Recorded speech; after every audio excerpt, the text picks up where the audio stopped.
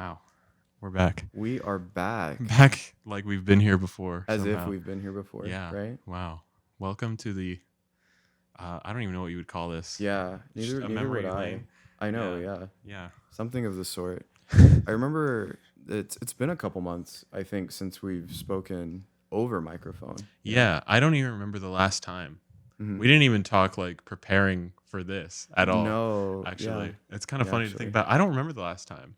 It was definitely a couple months ago. It was probably the last time we attempted to watch that anime together, Yeah. and that was what several months. It must have been several months. Several months. And we were like, yeah, we'll do it, once a week.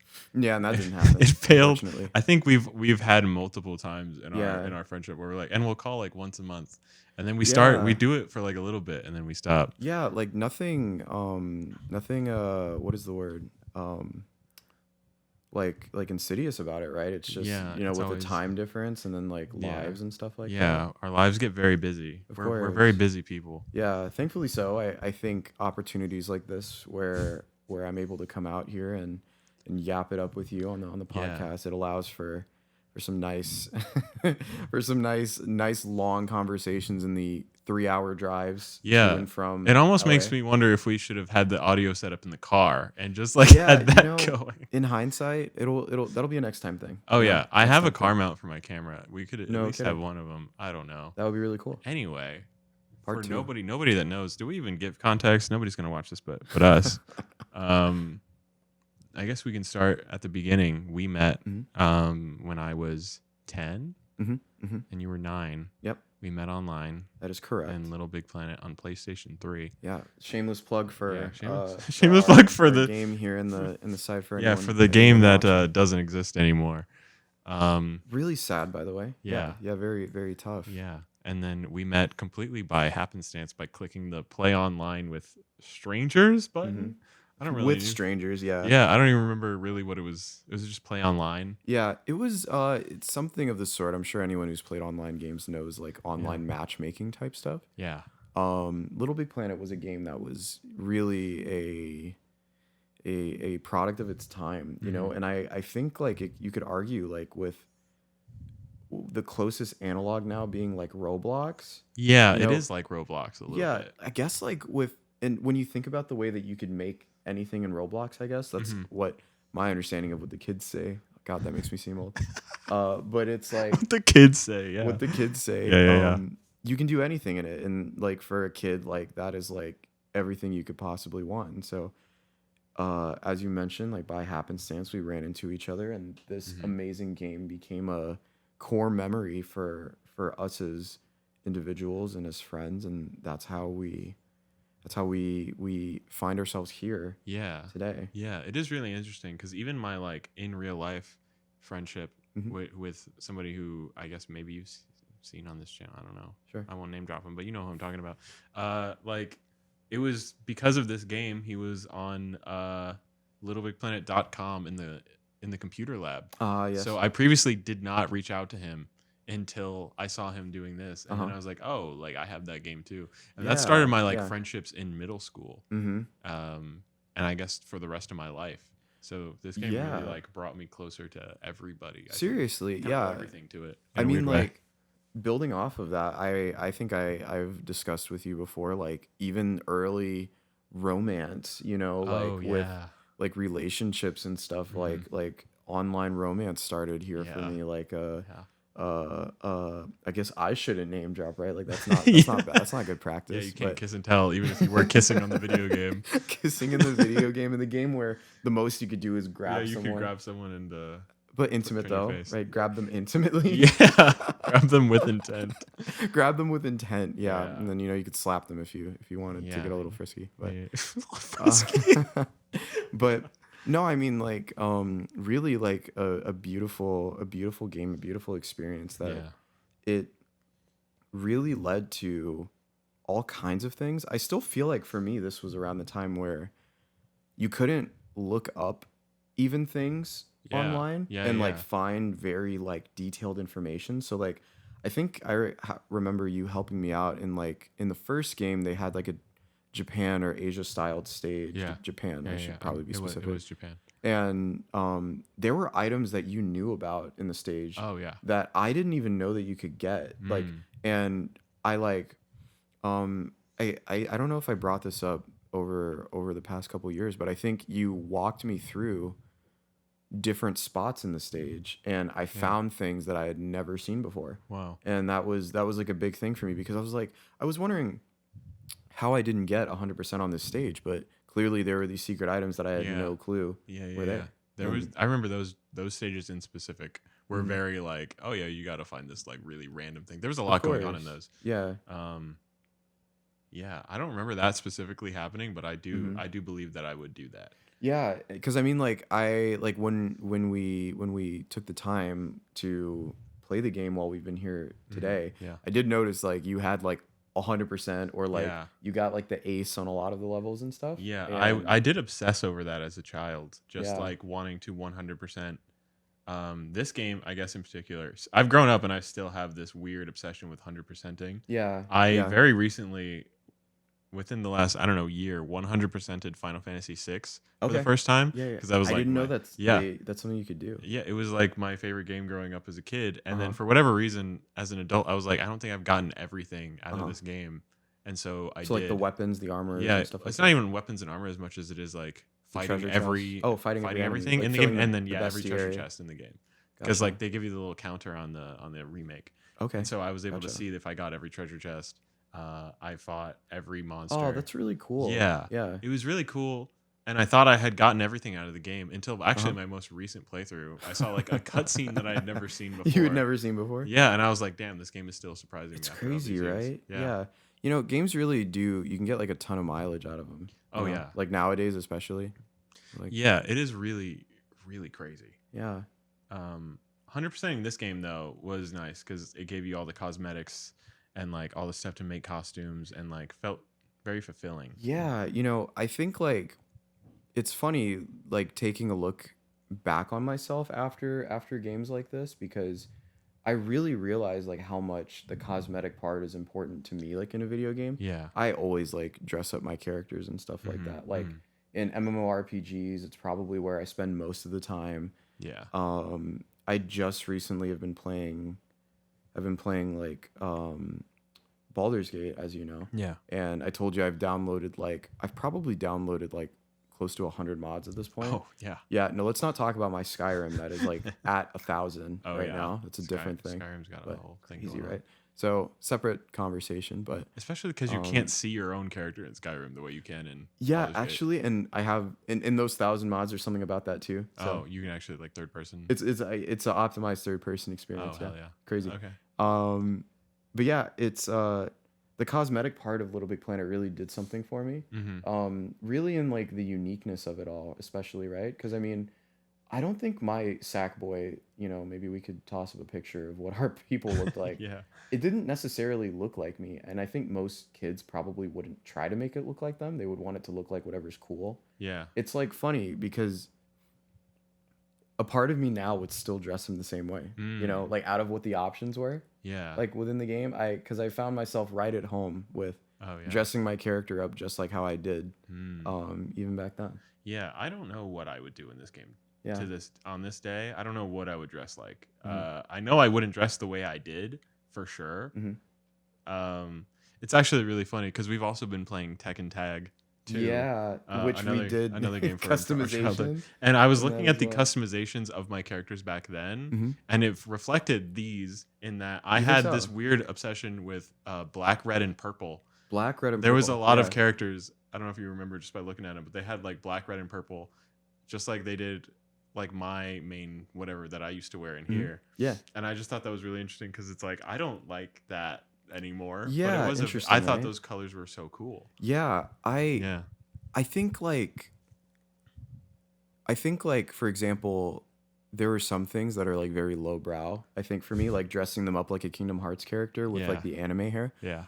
And then I think there are other things that are rather withstanding, like my poppet being like a light blue. My favorite color, I would say, is somewhere like a grayish blue. Yeah. And I remember like when I was playing with you just now, I was like really weirded out because I was like, is there not like a grayish blue? I don't know, maybe my colorblindness got worse, Oh, and it's just maybe. like the blues like look I wonder what worse. that's like. I wonder if your cones Yeah. change as you grow older. Is that real? Yeah, well, you know what? I'm gonna tell you the same test that we took together Mhm. while we were here together. For anyone watching that isn't aware, I'm colorblind. I'm red green It's colorblind. crazy because I wasn't aware of that until this week. So my the red people know. my red cones respond 0% of the time, so Yeah. that's interesting.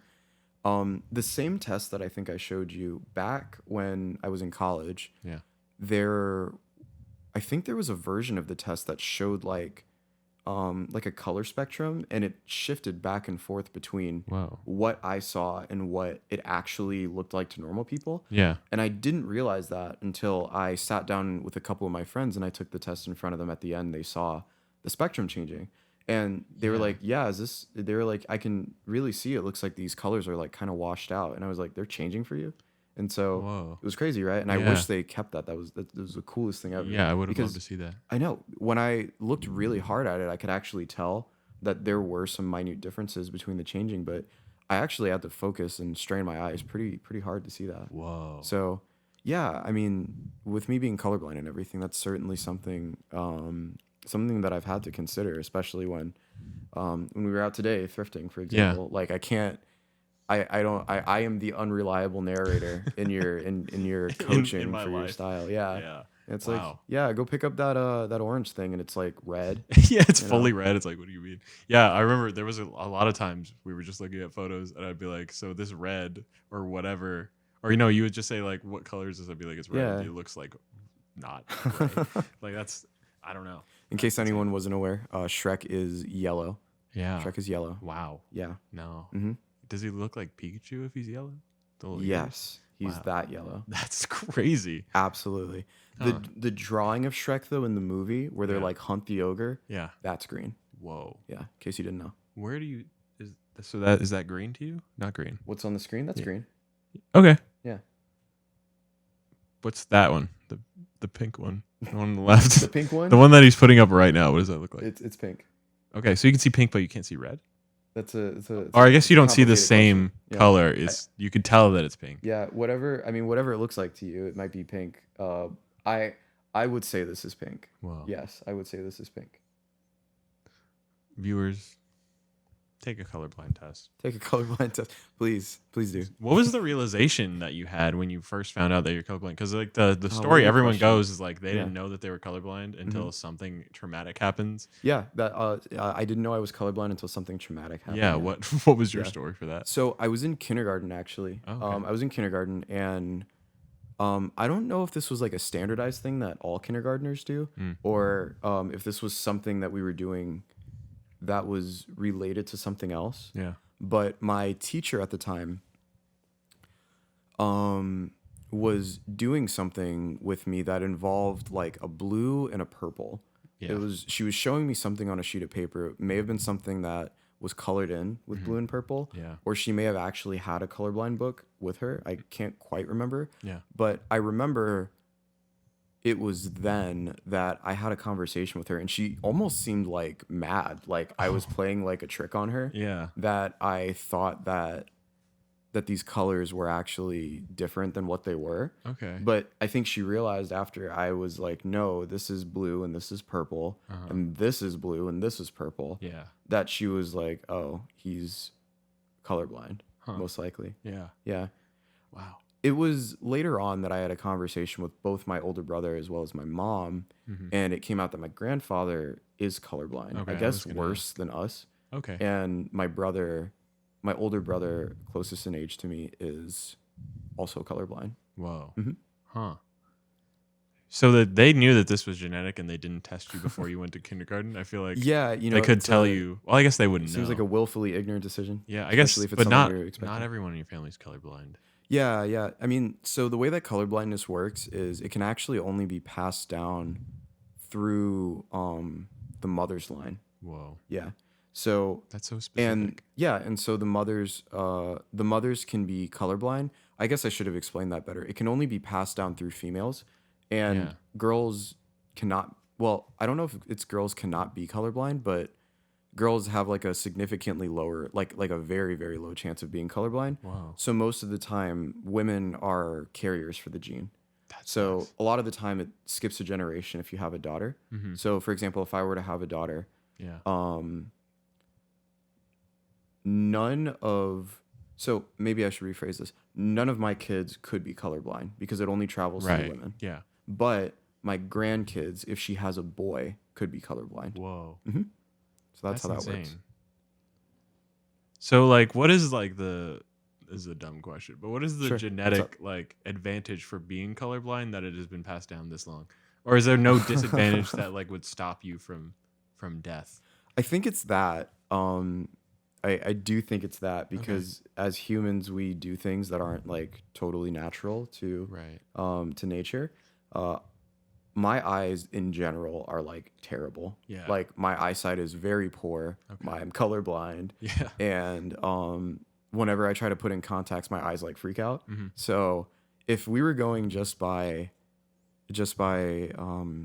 like nature, I'd probably be dead. Yeah. Just Right. on the Because surely eye way like of you things. can't eat the right color berries if you don't see the colors. Oh no, I'd be gone. I'd be Yeah. gone. Wow. In fact, I would be relying on someone else to tell me what the Wow. right ones Yeah. were. Yeah. Man, how did that get this far? I know, right? That's so unfortunate. Yeah. I mean, yes. Yeah, sorry to be. My existence is unfortunate. Yeah, Yeah. sorry to bring that up.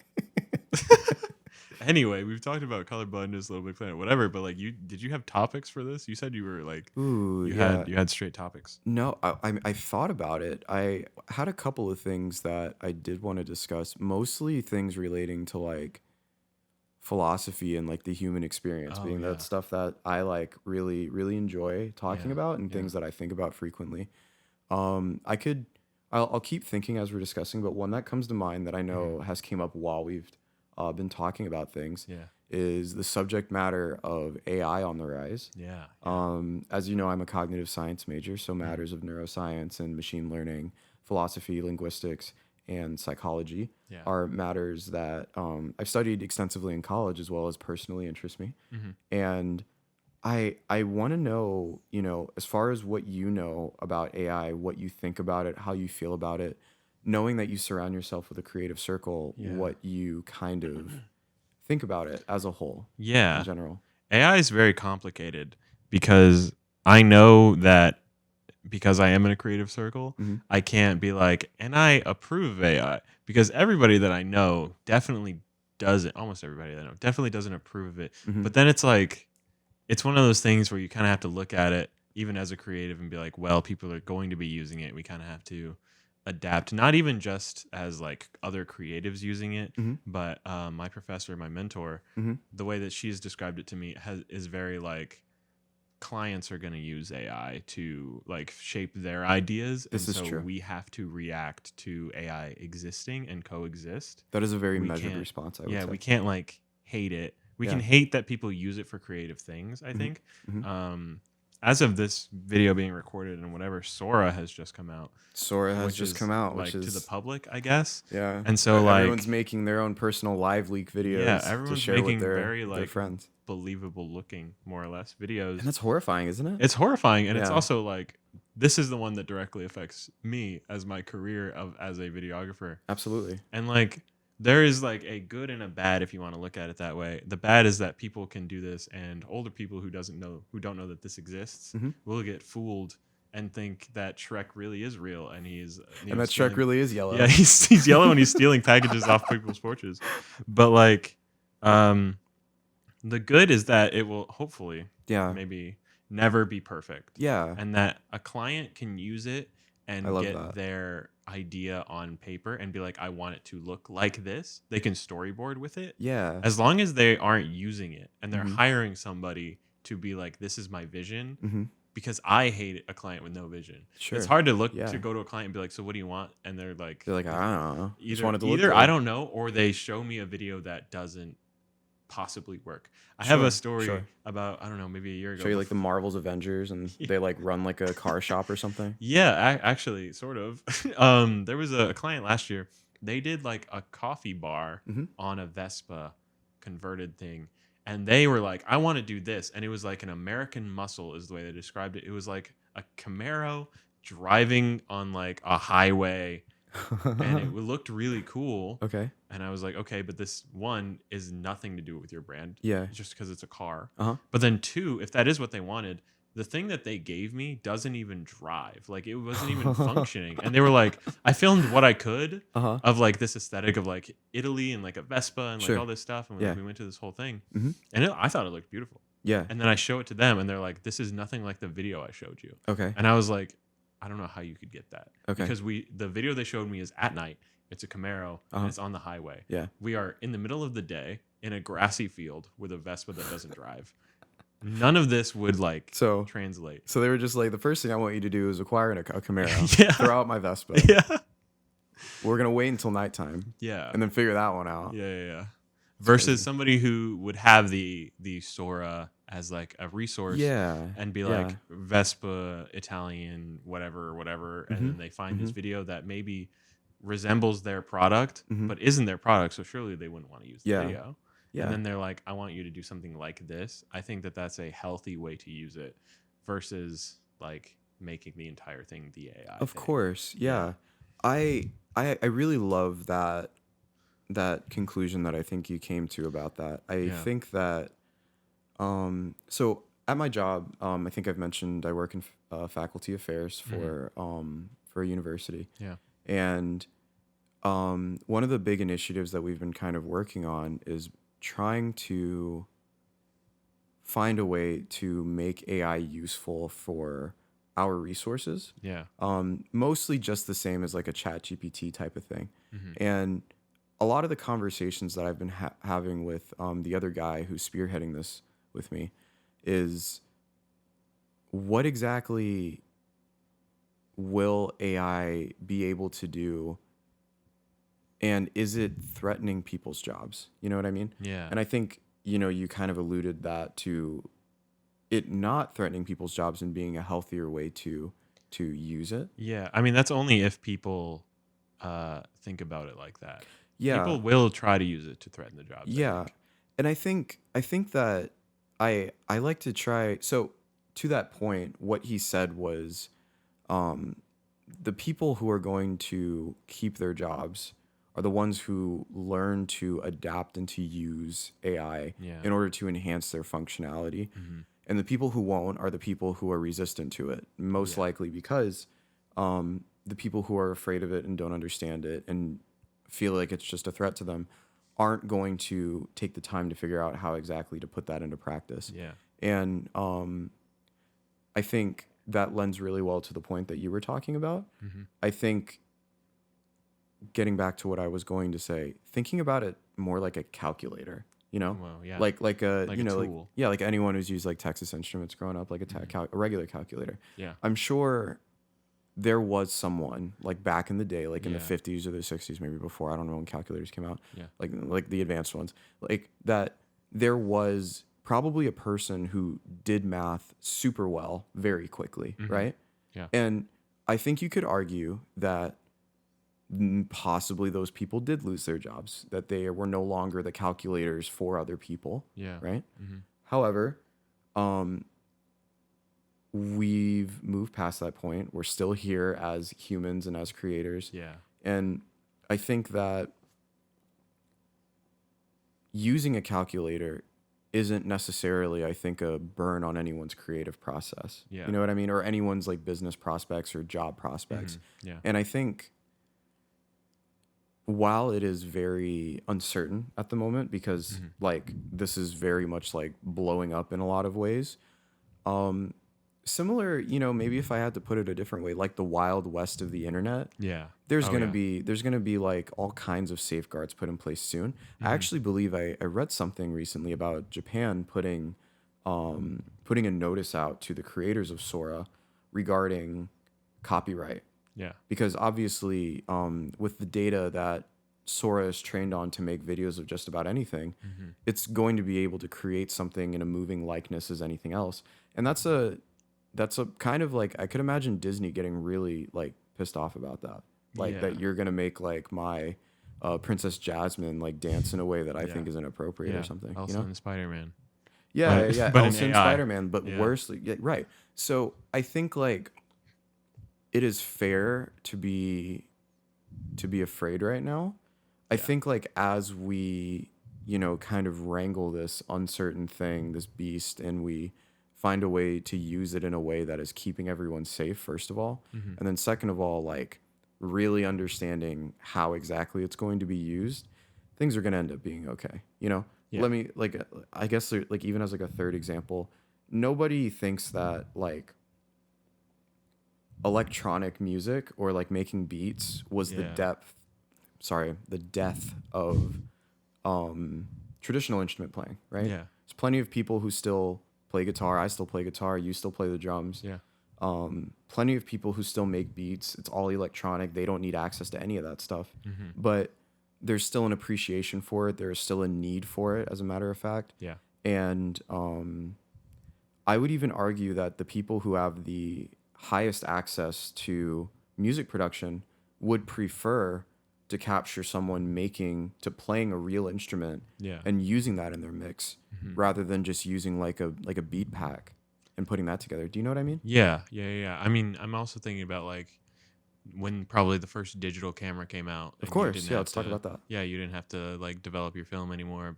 And like people today, they use film as like it's vintage or whatever. It Sure. captures like a feeling of back then, which isn't one to one because I'm sure people aren't just gonna be like, I wrote this book, and people are gonna be impressed because like an AI didn't write it, you know, Yeah. in that same way. Hmm.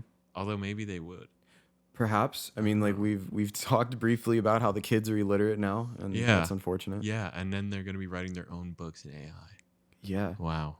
Write me a story about Elsa and Spider-Man. Yeah, and then Insane. they just have that, huh? It's crazy to think about. Yeah, But yeah, I was just interested in your opinion on it because I mean, I think anyone who understands things in like more of a nuanced way, it yeah, can be difficult to have discussions, I think, with people who don't understand it in a similarly nuanced way. yeah. There's a lot of people that are just like, oh, it's AI, it's slop, done. Yeah, yeah, I'm definitely what I would consider to be a fence sitter in a lot of situations in my life, where I mean this is the meaner term I put on myself. sure. It's like I'll have a, and I'm sure there might be some people watching this, where I've seen a disagreement between two friends, Mm-hmm, and then they basically friend break up, and then I still sort of stick with both of them as sure. like a, hey, I get what you did and I get what they did situation. Yeah, Despite a lot of people not liking that I do that. yeah. To something as broad as like the AI discussion, it's like I don't hate it. Mm-hmm. I guess, you know, I've used it for this or that. Yeah. So I mean, yeah, I'm very like, I'll see both sides of something because I like seeing the brighter side of things because I don't want to think about the heat death of the universe Sure, of absolutely. AI. You know, I Yeah. don't want to think about the heat death of creativity in the world. I believe in the indomitable human spirit. Yeah, the for sure. indomitable human spirit. Put up the cat picture of him dunking, saying the indomitable human spirit. I kind of want to talk about that point about like friendships and Yeah, being a fence sitter, right? yeah, Like it's kind of a bit of a pivot, but Yeah. I thought it was natural. hmm You know, to your point, I think that is hard. You know what I mean? Like Yeah. drawing lines in the sand for people, hmm you know, who would want you to. Oh yeah, That it can be extremely challenging. I think, especially if you find merit, I think, in both people. You know what I mean? Yeah. Like playing a mediator role can sometimes be super challenging for Mhm. those reasons. yeah. And then maybe it's just this thing that I don't like giving up on people. Mm-hmm. Mm-hmm. Because I know a lot of people have like confronted me of being like, why do you still like talk to so and so? Sure. And it's very like, I don't know. Mm-hmm. It's just who I am, and Sure. it's very problematic, I guess. You guess. Yeah. Yeah, because it's like I know that the people are wrong, but like Mhm. I have. It's weird to say that I think there's value in them or something, but Mhm. like I don't know. A lot of the time, I do see like the wrong person eventually in the wrong, and it just takes like Sure. a long time to slowly like push them Yeah. out of my life or whatever. But I think a lot of people deal with that though. Yeah. You know, I think that's surprisingly relatable. You know, I mean, I think if we're delving down that road a bit more, I've known plenty of people who have said, probably me included, who have family members maybe Yeah. who have problematic opinions on subjects, you know, and like I have a family member, I think I've told you, who is trans, Yeah. And it can be difficult for other family members to sometimes like embrace that. Oh yeah. And Especially. to like treat them, I think, with the respect that they're looking for and that they're hoping for out of said family member. Yeah. And that can be challenging because, in a similar mediatory type of role, like you see both sides of that. Like you see like, yeah, like clearly one of them is in the wrong. But you understand why they're at that point. Yeah. You know what I mean? It's like, yeah, it's just it's a harder thing for them to understand and whatever, and that doesn't make them an awful person unless they're doing awful things to Of this course. person. Yeah, of course. But I mean, if they're Goes not, without they're just saying. like if they're just being weird about it, then it's like, well, I get Yeah. why like the victim here is like upset and Of like course. doesn't want to be with whatever the other family member is. Yeah. But it's like, yeah, but they're still a family member. I think it's difficult. I think, that brings into discussion of what solidarity looks like to people, Yeah. And I think like many people would say like solidarity looks like condemning the person who is in the wrong, Yeah. right? Yeah.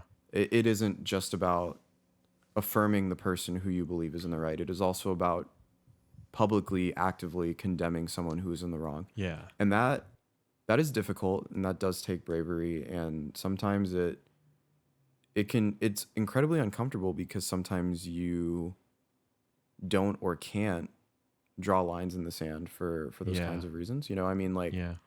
it would I could understand like if someone wouldn't want to do something like that because it would immediately and completely affect like a relationship with them. You know what I Yeah. mean? Like Yeah. like if this person's like your parent, for example, and like condemning them means you getting kicked out.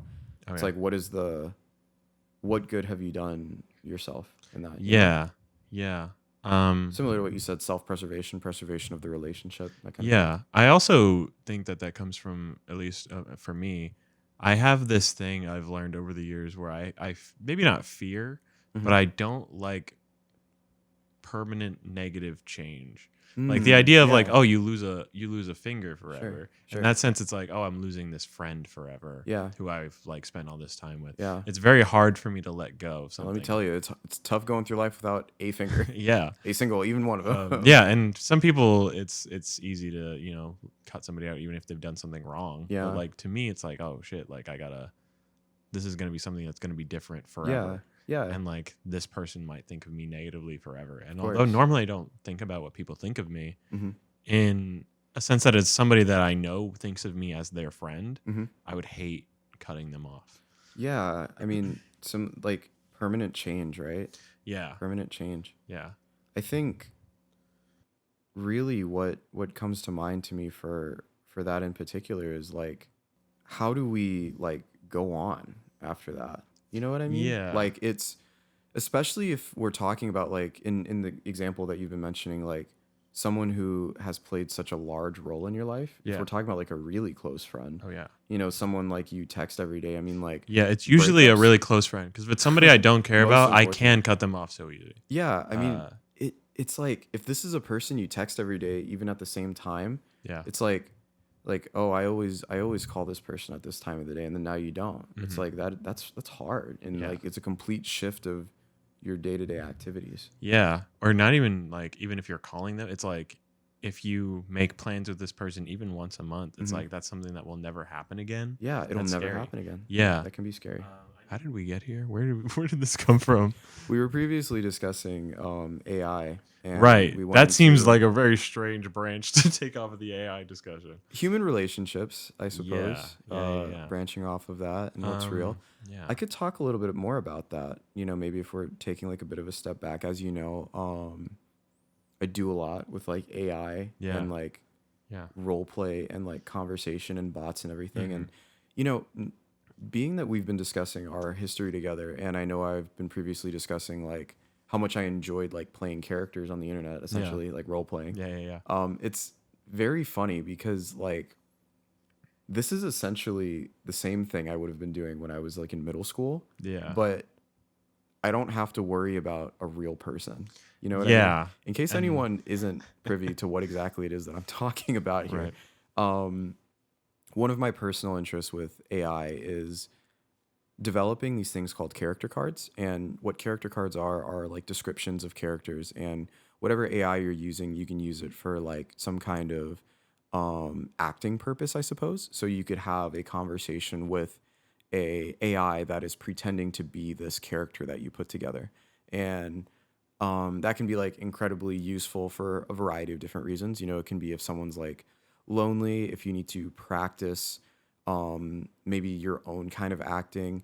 In my personal experience, I've gained a lot being a writer from putting together different kinds of characters, knowing how they might respond, or how maybe I would want to improve what an AI has written for what I would want to put together in like a book with a novel or a character of some sort.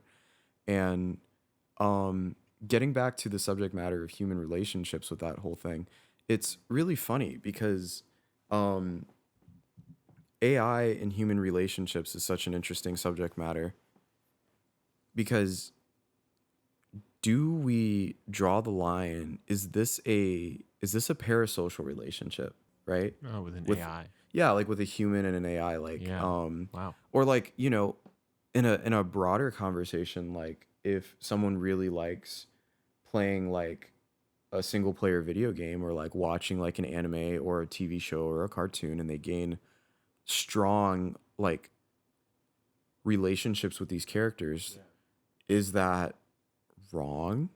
Is Hmm. it dangerous? Yeah. What do you think? With cartoon characters or with AI specifically? Hmm. Let's start with cartoon characters, maybe. I know it's Yeah. kind of a bit of a shift, but Yeah. I mean, I think, yeah, first of all, they're very different for sure, right? Because a cartoon character is still like something that somebody has created, but it's not yourself, I Mhm. guess. But I guess maybe even if you are writing the cartoon at that point, like imagine we're writing the cartoon, we make the personality for the cartoon Mhm. character. Um, Seeing it grow, I don't think either of them, I guess, if I'm putting it like that, feel super unhealthy. Because you're just creating something in your own mind. Sure. But it feels like the cartoon is 100% in your control Mhm. versus the AI. It will say things, even though they might be what you influence, they will say something that like you wouldn't. It's not coming directly out of your brain. Yeah. I don't think either of them are unhealthy. Mhm. A parasocial relationship. Interesting. Well, Okay. Yeah. hold on. Now that I'm saying parasocial, like, really, with a cartoon character, I'm imagining if I'm really obsessed with Finn and Jake from Adventure Time. Finn and Jake from Adventure Time. And Sure. the show ends and I'm sobbing my eyes out as if a relative just died. Mhm. Mhm. Is that unhealthy? No. Okay. Right? It's Okay. just having a love for a character that means a lot to you. Okay. I guess. You guess. Now, Gotcha. I think the same scenario, if it is an AI that for whatever reason dies in its own story, Mhm. that was you are 1v1 talking to it, and you cry because you cared a lot about the character, is that unhealthy? No. I think it becomes unhealthy in both scenarios when it takes over your life. Yeah. If all you do is go home and watch Adventure Time Mm. and you have the Adventure Time themed room Okay. and like it's all you spend, if all you spend your money on, and it's like if it starts I can see the like gears turning in your brain because where you're placing yourself on this. because even that, it's like if I go home and I care about something that much, there's nothing wrong with having that much love for something. Sure. Even if it takes over your life, it's fine as My long as eyebrows you slowly aren't. raising. Yeah, it is. I'm slowly moving my goalposts because it's like I wouldn't shame somebody for having that in their room. Okay. Okay. But if it takes over your life in a way that like you stop having human connection, that is wrong. If you stop having your friends because instead of going out and playing soccer or whatever with them, you want to go home and watch Adventure Time for the last 8 hours of your waking life. Okay. The same way, if you were to just go home and talk to your AI for 8 hours, that might be unhealthy, and that is wrong. Okay. But besides that, I can't see anything being like bad. Sure. Right? I love that. Yeah, the beauty of human connection. Yeah. You know a lot about that. We've talked about that about you and your personal story since I've been out here. Have we? I would say so. I think you alluded to how not necessarily like with a parasocial relationship, but that you spoke to how things maybe were different for you in middle school versus like now. Oh yeah, I guess so. The human connection. That is true. Yeah, Yeah, from not having friends to like caring so deeply about them. of course. Yeah, I guess that is a theme on this channel. Anybody who's watched any of these videos will say I do always end it with a and I love my friends type dialogue. Awesome. Um where were we going with that? Oh, I brought it up because I was like you seemed very confident in like the importance of a human connection Yeah. over finding connection with those other things because of it being true and real. Yeah. That was what I was hearing Okay. from you. Yeah. I guess I don't like obsessing over anything actually. Sure. Even a lot of fandom culture, it has pushed me away from anything that has fandom culture. Okay. Because we today in the car were talking about Deltarune and Undertale and That we how were. yeah, that I know as a fact are both very impressive, like revolutionary pieces of media Hmm. in that they're both created in like this very specific and beautiful world and they're very well made. Yes. Yes, yes, yes. Very much so. But the fandom that exists around it has Yeah. stopped me from wanting to get into it, Yeah. even though I know that it's great. Right. I Right. just don't do that. Of course. And I don't do that with any fan. I wouldn't say I'm a part of any fandom, Mm-hmm. even though I like a Interesting. lot Yeah. of things. Mm-hmm. I like a lot of whatever. Yeah. Fan culture like makes me squirm a A little. little bit. Yeah. Yeah. I don't know why. Mm-hmm.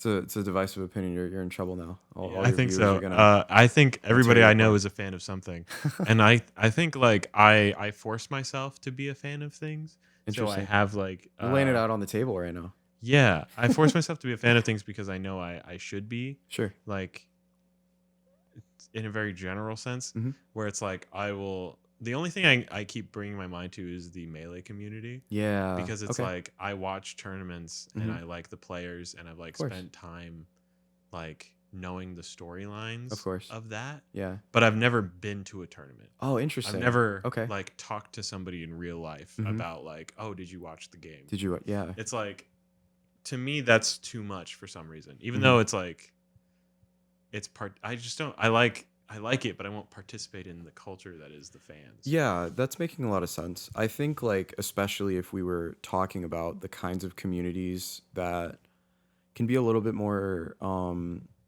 insular, more aggressive, more exclusionary to some extent. Yeah. Like it can be difficult, I think, to want to associate with that kind of group of people because that would kind of mean that you yourself are contributing to this like very aggressive nature that some Yeah. of them maintain. Yeah. And I can totally understand wanting to distance yourself from that, Yeah. especially like if it's becoming a like a central part of the community. Yeah. I remember like with the anime My Hero Academia, like and this may not be the only one that has this, but like they're certainly like built a reputation for themselves for not like reading their own work that they're a fan of. Yeah, Dragon Ball Z has that too. Yeah, it's like you guys love this, but you really did not read or watch this. Yeah.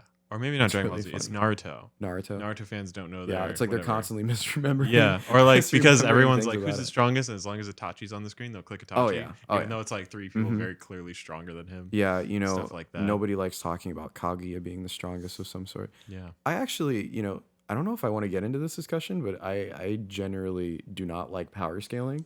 Oh, And yeah. maybe it's because like I'm a writer, but like Hmm. it's so like it seems silly to me because everyone's as strong as they need to be for the writing. You know Yeah. what I mean? Yeah, Like, I it's- hate it's- power scaling. It's a funny conversation because it's like, yeah, maybe this person would win, or maybe like the writer would just introduce something that wasn't there before, and you guys Yeah. would still probably eat it up. You know? I hate power scaling when comparing two separate medias. If you're like, oh, how far can much worse. can Gojo go in Dragon Ball Z? Yeah. But it's like in a show like Naruto, when there's Yeah. so many, where it's so long and like there's so many characters, I think it's fun to be like, who on the main cast who wasn't there Hmm. in the ass beating of the villain would like contribute, Yeah, stuff like that. I think it's like power scaling itself sucks, for sure. but like something about it, it's fun to talk about, I guess, because it's kind of all the Yeah. fans can talk about. Yeah.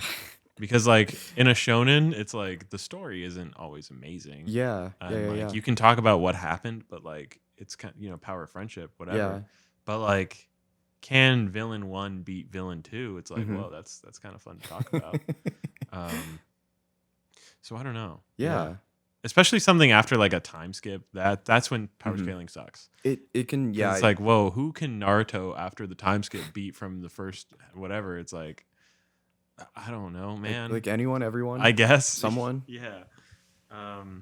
Because a lot of the time, yeah, it is like what the writer is writing at the Of time. course, yeah. Because That's how like I feel anyway. power scaling specifically, I guess in Naruto, because it's kind of the only one I know about. It's like the first half of the show, he didn't think about the tailed beasts. Hmm. And so since the whole second half of the show revolves around tailed beasts, Hmm. they're like, oh, well, Naruto could be Gaara when he was in full tailed beast form Yeah. when he was a kid, and so he's this strong. And it's like, yeah, but that wasn't like a concept when that was written. So like, Yeah. that doesn't matter. You shouldn't talk about it. Like, Talking about all of this is really it's reminding me of like all the conversations I feel like I've had on like the playground before and yeah, stuff. And so in a way, like I feel like a big theme of my visit here to you has been like the nostalgia I think I've felt yeah, of everything that's been like our friendship, our relationship, a yeah. really like I think tender walk down memory lane for That's been the theme of the whole trip, I think. Yeah, yeah. It was like a lot of things that we otherwise couldn't have done, I want to say, because of hmm the distance like we've been able to do because we've been in the presence of one another. As you mentioned, I am genuinely I think impressed how much we've had to talk about yeah, over because if I'm so bad at math, but we've driven you drove to LA 1.5 hours. yeah, You drove back 1.5 hours. yeah. We drove to our next location 1.5 hours. So let's be honest, like we've probably spent like 7 or more hours in the car together Today or in general? in general, maybe. I mean, we've had how many trips to LA? Two, including the coming back. Three. Mm-hmm. Uh, that's like at least 12 hours of car, right? 12 hours. Probably total. And I don't think we really stopped to not Yeah. talk No. for much Yeah. under those We've 12 talked hours. so much, and yet we still decided to have the cameras roll and talk for another I 2 know, hours straight. just to yap a little bit more for you Yeah. guys. Yeah. It is really interesting. I think it's because we grew up together, Yeah. which is I funny would to say say so. because we've been on different sides of the country. Of But like course, we yeah. grew up together, and so we have like a base to talk about. Mhm. Because I can bring up people from my past that you've heard me talk about, Of even though course, you've never yeah. met them. Mm-hmm. And so it's like you'll hear these stories of these people as if like like as if you were here with them. Yeah, And yeah. it's really funny that like I can't do that with somebody I either just met or somebody that I know in real life that doesn't know these people. It's really unique, isn't it? Yeah, especially that, and like how we've been able to talk about like the media that we used to play and Of things like course. that. It's because we grew up talking about them with each other and got each other into these things. Mm-hmm. That it's like, wow, this is I know that I can talk to you about these things Yeah. where like somebody else I couldn't. It's a really, yeah, like I think unique place that the nature of our relationship falls into like a very I'm totally repeating myself, unique and special place, Yeah. you know? Yeah. I definitely think like because of that over the years of us being able to grow up and talk to each other, both with the closeness and at the distance, it's really allowed for some really fun and interesting conversations. I guess like Yeah. it's like having like a pen pal, you know Oh what yeah. I mean? Yeah. Except like kind of better because you can talk to them through instant messenger. Oh yeah. You know what I mean? Yeah. I remember when we first made the transition from PlayStation to like Facebook. to Facebook Messenger. Yeah. Yeah. Was And it how Facebook? different that It was. had to be Facebook first. Yeah, I think it was Facebook, and then And what then would it have eventually been? it was Kick and Skype, probably around the same Oh time. yeah, Yeah, Kick. yeah. Oh man. And then somewhere along the line, you got my number. Mm-hmm. Mm-hmm. And then we kind of primarily talked through that for a little while. These days it's through Instagram for some reason. Yeah, it's funny how you don't that even happened, use Instagram right? that much. No, yeah. I mean, you don't even text me like on my number. I was realizing you asked me like something, and it was through Instagram, and I was like, "He has my number." I don't know why that is. I think there was a period of time where we did text for sure. Yeah. Like I think it was different because I think at least for me it felt more familiar considering that we went over Facebook for a while. Yeah. I don't know if even that really makes sense, but like the nature of like messaging you over Instagram seemed to make more sense for me. Yeah. I think. Yeah, we almost never did it straight through text. Yeah. It was always kind of through a different medium. It's interesting because I do have another friend of mine that I almost text exclusively through Snapchat. And I think, crazy. Isn't it? In yeah. 2025? No, in 2025. And two actually. Sorry, no, one of them isn't exclusive. It's just it's like 80% of the time, and then the other like 20% in Instagram. Really, none of them over text. Really weird. You know, did you always have an iPhone? Yeah.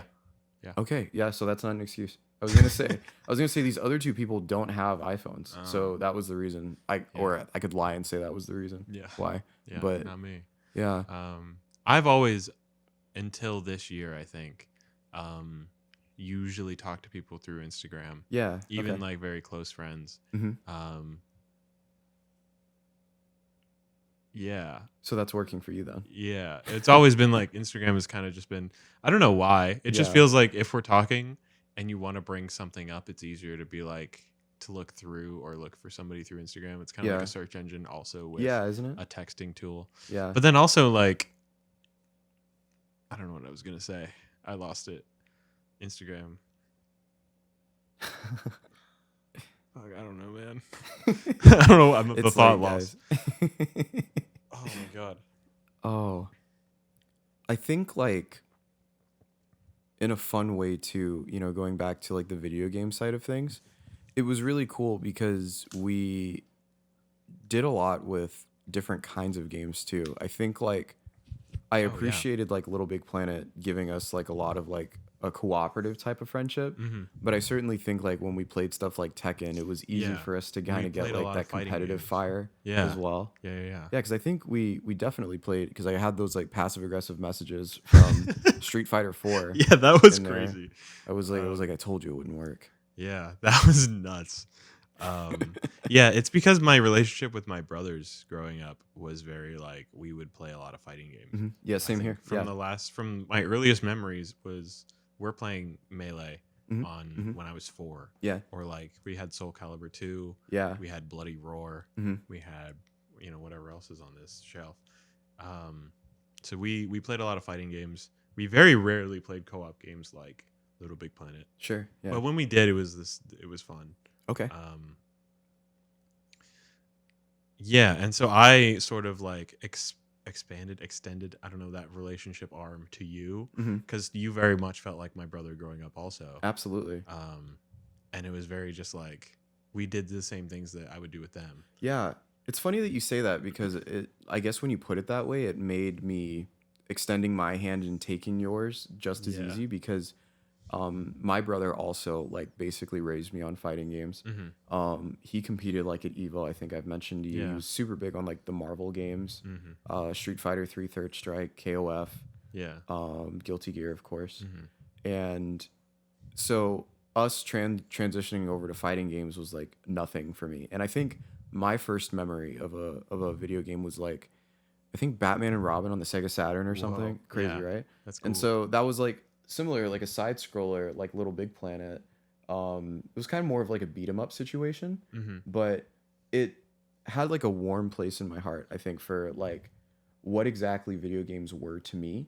And they were almost always like broadly about the people. I think is a good way for me to put it. I was gonna get, I think, more specific about it, but really, I mean, like if it wasn't me playing with other people, playing against other people. It was always about the characters and the relationships that were going on in the video games. Yeah. Persona like being like a formative game for me for sure.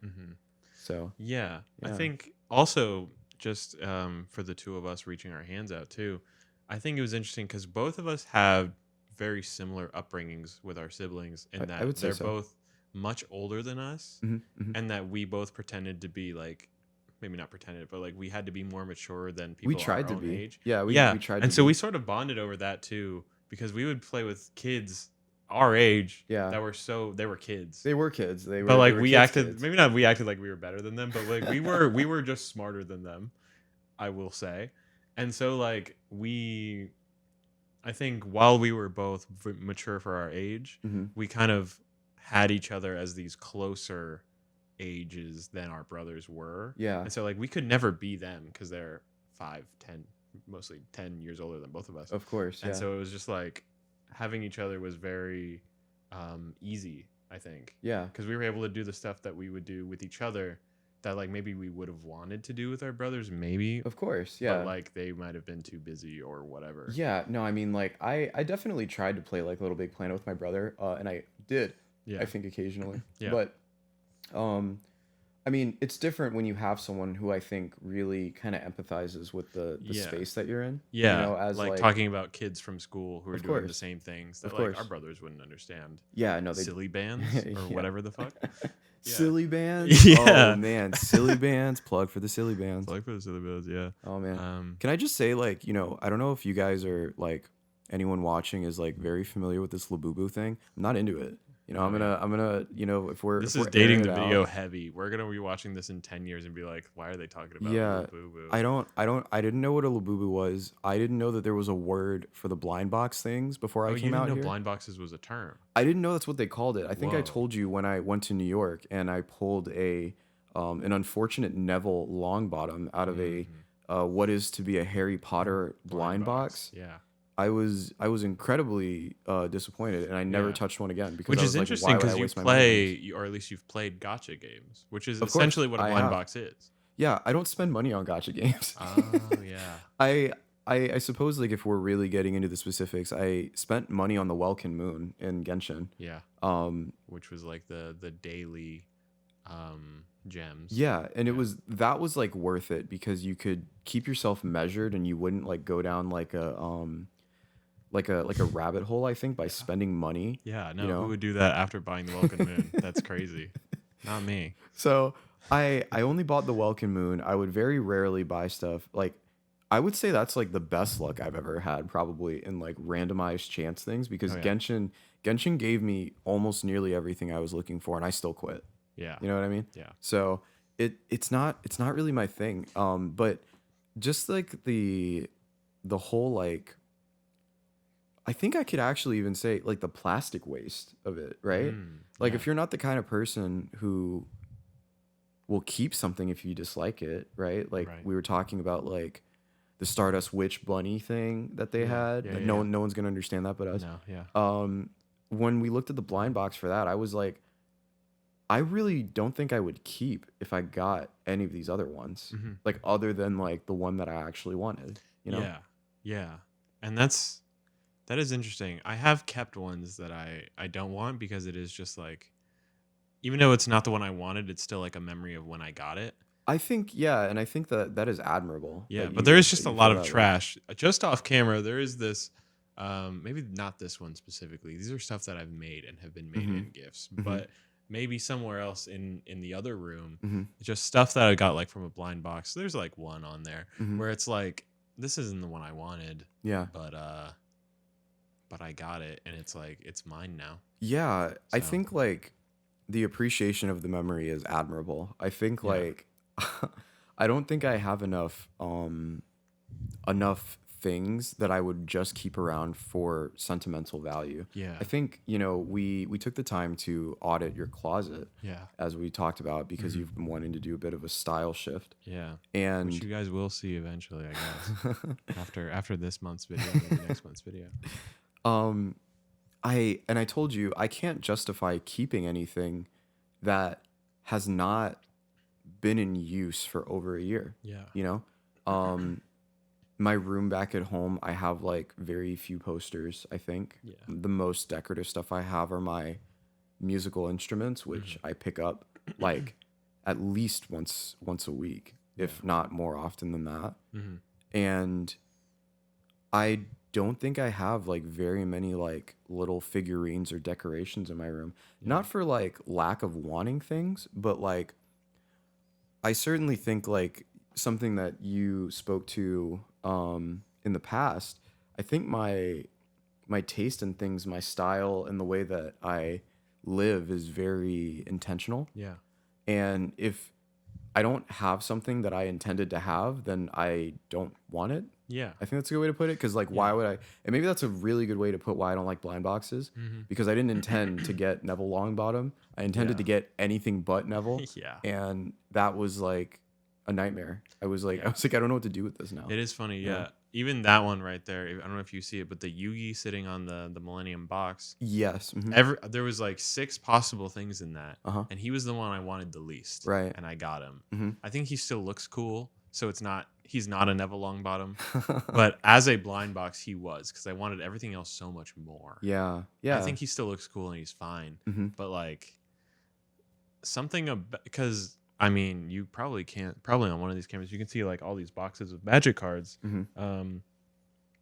I just like opening a pack, you know what I mean, sometimes. And like, even though most of the cards, it's like, I don't use them.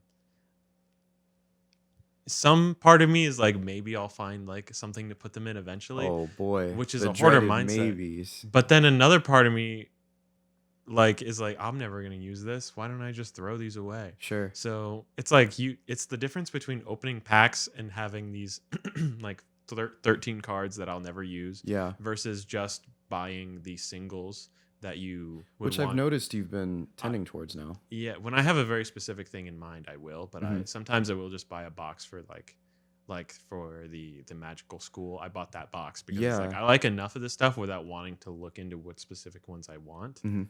But also sometimes I'll want a deck with like very specific things in it. Yeah. And so like, I don't know. I think it's funny that you're talking about this. I have a very contradictory state of mind for about everything, which is why I'm also a fence sitter, I think. But it's very like, I think in my heart, I'm a guy that will collect a lot of things. Sure. In my mind, I would like to be a minimalist because I know it's easier, it's cleaner, it's a lot less to worry about. It's aesthetically pleasing.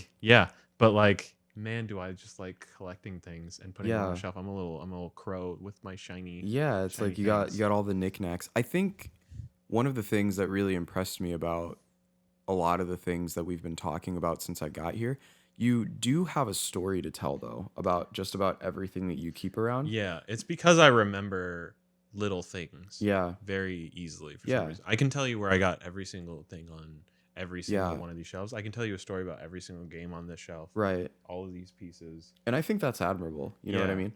I just have a lot of like extra brain space, I think. For sure. No, and I think that's very, very like important, especially if you choose to keep stuff like that around all the time. Yeah. You know, it makes it, and similar to your point, it makes it worth it, you know, because you have some kind of strong enough sentimental value to share that with other people as like a talking point or, you know, to yourself. I think it's funny that you were mentioning that about the cards because there was a friend of mine back in high school who was trying to get me into like a card game. He was trying to get me into Card Fight Vanguard. Wow. And do you know, are you familiar with that? I think so. I think it's a little bit more niche when you compare it to stuff like Yu-Gi-Oh or Magic the Gathering. Yeah. But I remember we were talking about like the decks and stuff like that, and I got like one of the starter decks, I think, from Walmart or Target or something. And there was a deck type that I was super interested in, and I was just looking up like what would it cost for me to build this particular deck. Yeah. And it was going to cost like a significant amount of money to buy each individual card single, you know, because I guess it was like one of the meta decks at the time for that deck branch. Yeah. And it's curious because it probably did seem like a lot, but when I look at your 5 containers of boxes, I'm like, I wonder if this one deck though still would have cost less than all the booster packs you might have amassed over the years. Yeah, people really are proponents of like just buy singles just because it will most of the time cost less money unless there's a one single that costs like $50 that it's like, well, you could probably maybe, Mm-hmm. it depends if you want to like gamble on getting the things. But Yeah. I just really like opening packs because Yeah. it like fulfills like a little part of like childhood in me that was like asking my grandma to buy me the Yu-Gi-Oh pack, Yeah. and then she Yeah. said no. Mm-hmm. And then it's like, but me as an adult, I can't say no to myself. Yeah. I like opening the little pack. Right. So, It's so funny that you say that memory with your grandmother. You Oh, sorry, I didn't want to like cut oh you yeah, off. I was just my last point on that was like, even to this day, I'll buy a box, but I won't Mm-hmm. open them all at the same time. So you I can will keep that little just, bit of yeah, gratification I'll for like later. at the end of like a long day, I'll be like, oh, I deserve this, and I'll open a Yeah. pack. It'll like last me like a month, maybe Uh-huh. 2 months sometimes, Yeah. as opposed to just buying like a whole box or whatever. So it's like, I just like doing that bit. Yeah, I know exactly what you mean. I think like part of the big thing about gambling, gotcha, and this whole thing, opening packs isn't really attractive to me, partially because my luck is horrible, Right. but definitely because like I think my relationship with the rush may have been like different for me. Oh yeah. But I want to talk about what we did today, Hmm. actually, Yeah. walking around the stores. When I was a kid, my I saw this really really cool Gara figurine Yeah. from Naruto, Hmm. and my dad bought it for me, Well. right? So he bought it for me, and thank you, father. Uh, and on the back of the container of that box, it showed that there were actually three other figures Yeah. that were made, I guess, by the same company Hmm. as like counterparts to this particular figure. Yeah. And so I remember asking my dad, I was like, can we look for this one? Can we get this one? He was like, yeah, I'll take you up to Toys R Us because that's where it was supposedly at. Yeah. And so we went, and it wasn't there. Yeah. And so like I remember like he was surprisingly enthusiastic about it. Wow. Like actually, and like my dad's a very like I think like I don't know if I want to say like unemotional, but he's generally like pretty like stone faced. I Yeah. think maybe He's is a a better way. stoic guy. Yeah, he's a pretty stoic guy, and Yeah. so when he showed interest in this kind of thing as a kid, I was very enthusiastic. Like, oh, we're doing this. Oh, we're doing this. Yeah. Like, we're gonna go look for this Kakashi. That's what it was. Oh yeah. It was a Kakashi figurine, Hmm. and he was helping me look around at different stores that might carry it. And obviously, it was like early 2000s, so you couldn't just like look up where something was or order it off of Yeah. Amazon. You had to Yeah. actually go look at the toy stores for it. And I was very surprised to uh, that was something that we bonded over. It was something that we got excited about. I Hmm. will admit, after a while, I gave up. He asked me one day if I wanted to go out and get it and Aw, take a look for it, that's and so sweet. I was like, yeah, I just don't know if I want to anymore. I said something to the effect of that, and I Yeah. think he seemed surprisingly disappointed. Yeah.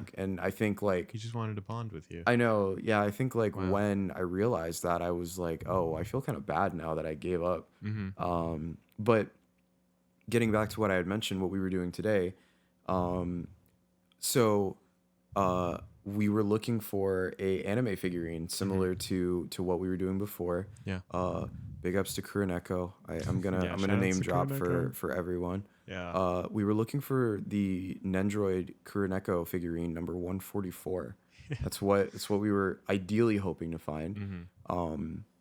This was for an anime, for everyone listening, that came out 15 years ago, 10 years ago, Must. Yeah. We saw it was 2011. 11. Oh wait, Yeah. so 13 years ago, 14 years ago, 14 years ago. 14 years ago, Yeah. 14 years ago. If it makes anyone else other than us feel very old. Nobody knows. Yeah. So we were looking for it, and I think when we went today, or today, Yeah. it started with me just being excited to look for Nendroids, Yeah. to me being like, oh, well, this is something that we've been bonding over for not just the past like couple days, but like the past like 14 years, Yeah. right? Yeah. And then it became, am I able to find anything related to this show at all? Yeah. And then we became men on a mission for sure. we did, and certainly, and I think it like ignited that same sort of feeling that I remember having with my father when we were looking for this figure, which was like, yeah, we have no idea where this is, if it's there, Yeah.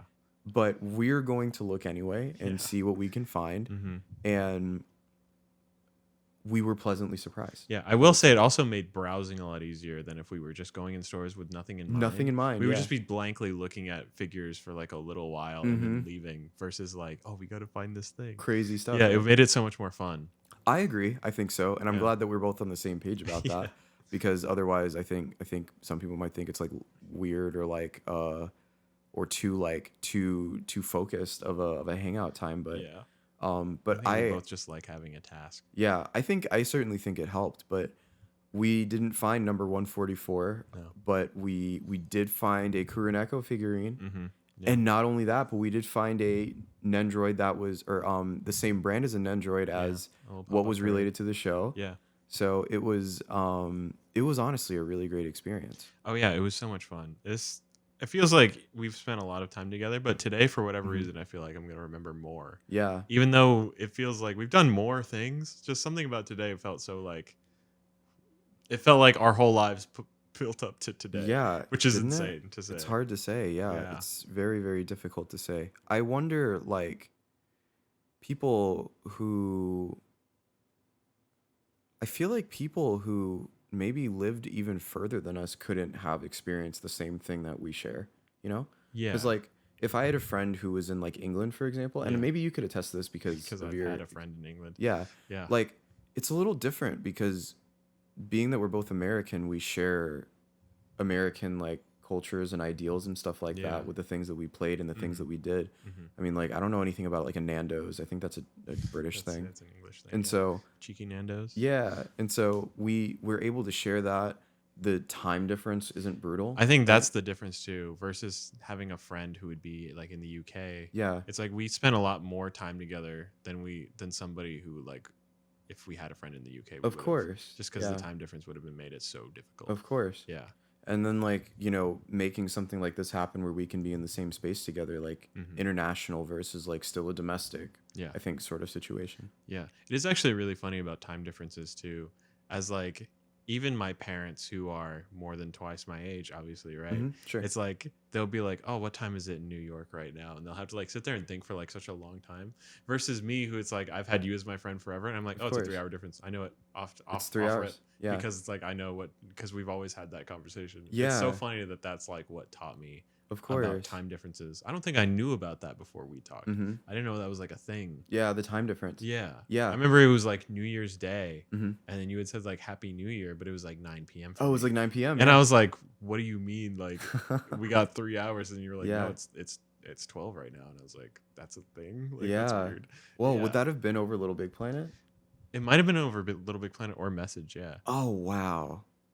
Wow. Okay. Yeah. It's weird to be like, I know where I was when I learned where time I know, differences yeah. are. It But, is. Yeah.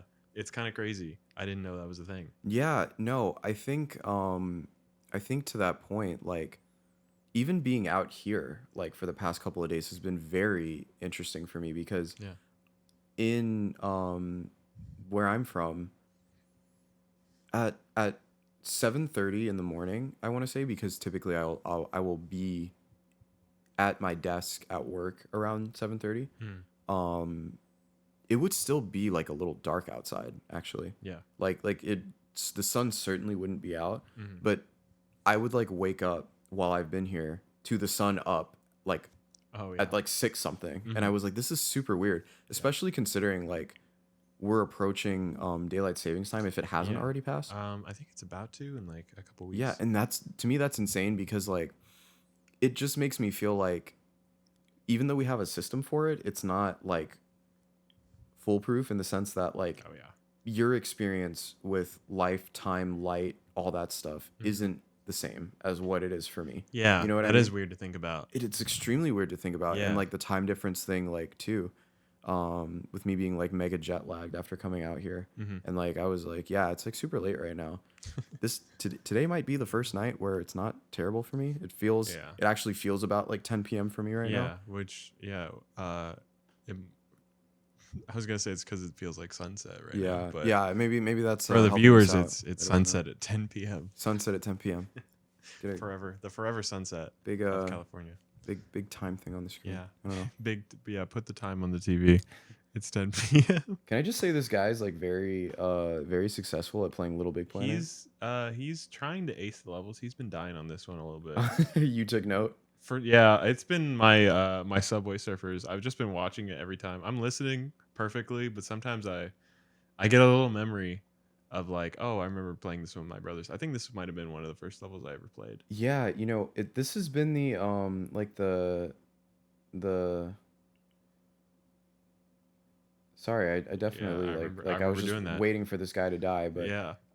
it's been really impressive to me when I look back at this game. And one of the things that I loved about Little Big Planet is they made very good use of texture in this game. Oh yeah, they have so many different textures. Like it's very easy to see what's like a rusty metal versus the wood versus like the sponge grabbable materials that they had in they this game. definitely paid a lot of attention to make sure you knew what the material was. Yeah. Now that I'm like looking at it, like the firewalls in the first game definitely look like a little janky. Oh yeah, but I think everything in this game looks a little janky, but that's by design. Yeah, it feels like it's like it has charm. It does, and it's one of those things that I'm like, would I have thought this like 10 years ago? Or would I think this is just as magical? No, I definitely would have thought this was magical for sure. It's like, and the other things that I've noticed that they really elaborated on in the second game, like I remember when this guy was pulling the Humpty Dumpty dude, he had like the colored key thing that you needed to like open the doors and stuff. Yeah, it's really amazing. Wow. Yeah, I don't know. This guy seems like he's done this before. He knows where all the secrets are. He's been getting every present.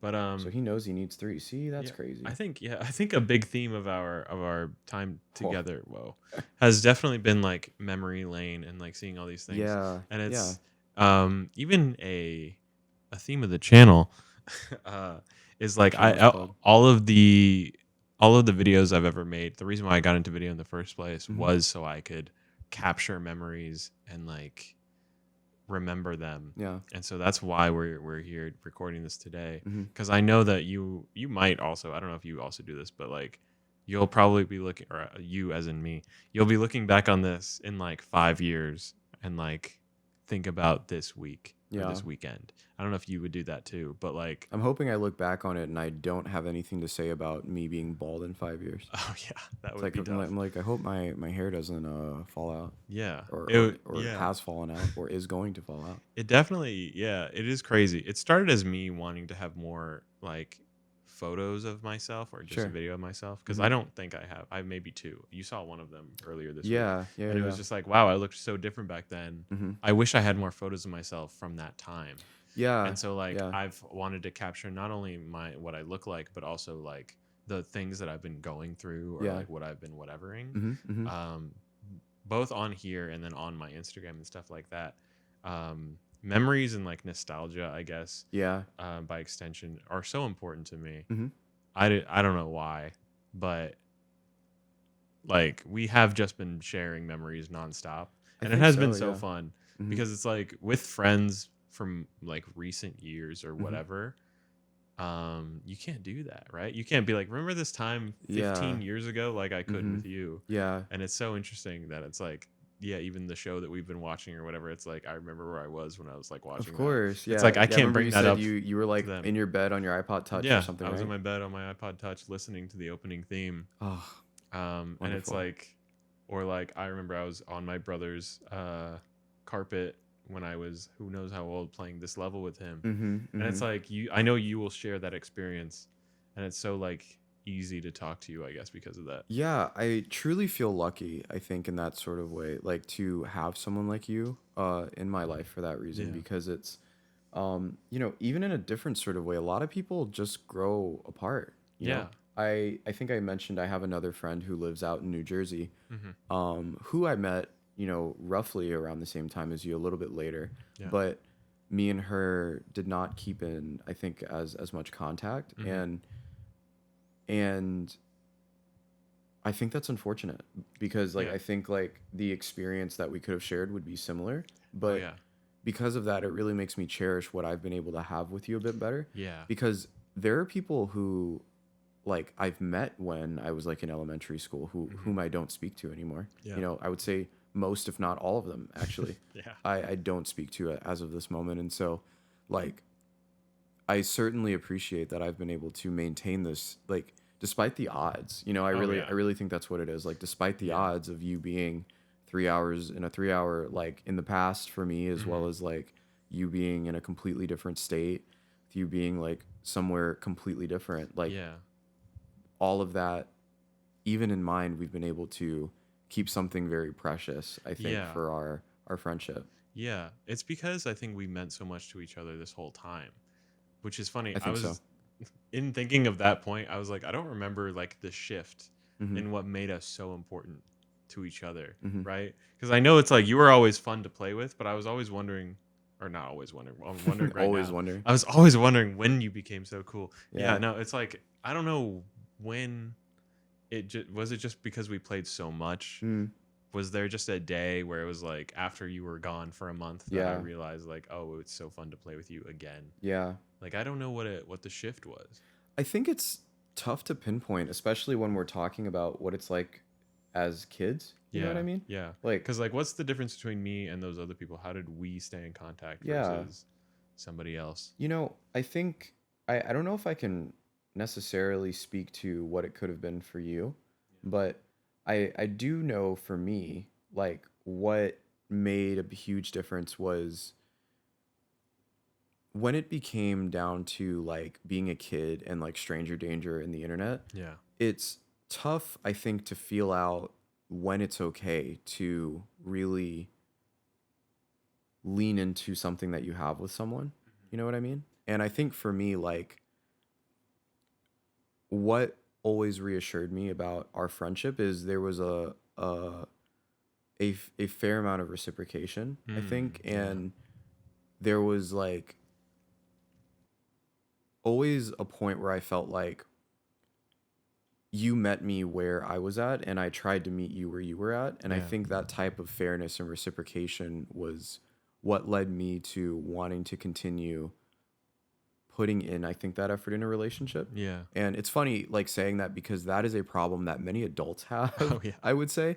Like, plenty of people, like, even if you want to take it to like a different extreme, like with dating, a lot of people are like, well, I'm putting in the kind of effort that he's not putting in or she's not putting in. So like, that's not fair. And I don't want to do that. And so it's like, that's like a whole thing. But I felt like, at least for me, it helped me, I think, trust you, being that you pretty much, we just met each other, I think, in the same place, at the same place, in the same way. And to me, that was like important and like reinforced me. I remember, if I had to name a particular example, as I told you, when I started getting, I think, a bit more serious about schooling and things of that nature, the time that I spent on Little Big Planet was lessened, I think, significantly. Mostly it was like I would come back in waves. So I would be gone for a couple of months and then I would come back after a couple of months. And for better or for worse, you were still there. And I appreciated how we could go back to the way that things were without it being a big deal, without it being a problem, without it being like a lot of pressure. And I think as we continue to mature in that type of way, it really made me want to tell you how much I appreciate that. And so I feel like I did. I think I was like, I can certainly remember telling you, hey, you know, I appreciate after all this time, you know, and I have a really weird memory of when we played hide and seek in Little Big Planet. And I was telling you this, we did do that a lot. I lost a lot, like, in that. I was pretty good at it. Yeah, you were pretty good. I remember telling you, I was like, I really appreciate that you always are like super cool about me coming back and hanging out when it's like convenient for me, and like thanks for always like being my friend and stuff like that. And that was like really important to me, I think, especially at that time, like I told you, because I had like a rocky relationship when it came to certain people having high expectations of me in online relationships. It was that really did happen a lot, weirdly. It was tough. It was tough, and it's like I am a real like regular person too. Like, so it was definitely a really interesting thing. I think anyone who watches this is going to be surprised to learn a couple things about me. Yeah. So I'm very excited to have that out there. But Yeah. it's like, with that in mind, it really did help me, I think, cherish that, that tenderness I think we had with each other. And I think that was like real. You know what I mean? I think that was really real. I didn't need to, I think, pretend to be anyone other than who I was when it was time for our friendship. Oh yeah. And that was major for me, because I think as a young person dealing with a lot of expectations from different people, once again, showing up for other people who are in the online space, it was, I think, the kind of low judgment that I needed in order to really feel close with someone. Yeah, it was very low. Saying low expectations kind of funny, but like low stress for sure. Yeah, very low stress. We were always very unabashedly ourselves, and that felt very nice, especially because you met me when I was in 5th and 6th grade, which was a very transitory whatever period in my life where I stopped being friends with people in real life, which sounds bad, but like I was able to lean on you in a way that I wasn't able to lean on everybody else, in a very weird way, I guess. Yeah. Because I was remembering as I was listening to you talk, I was like, I remembered a conversation with a friend that I had in 6th grade.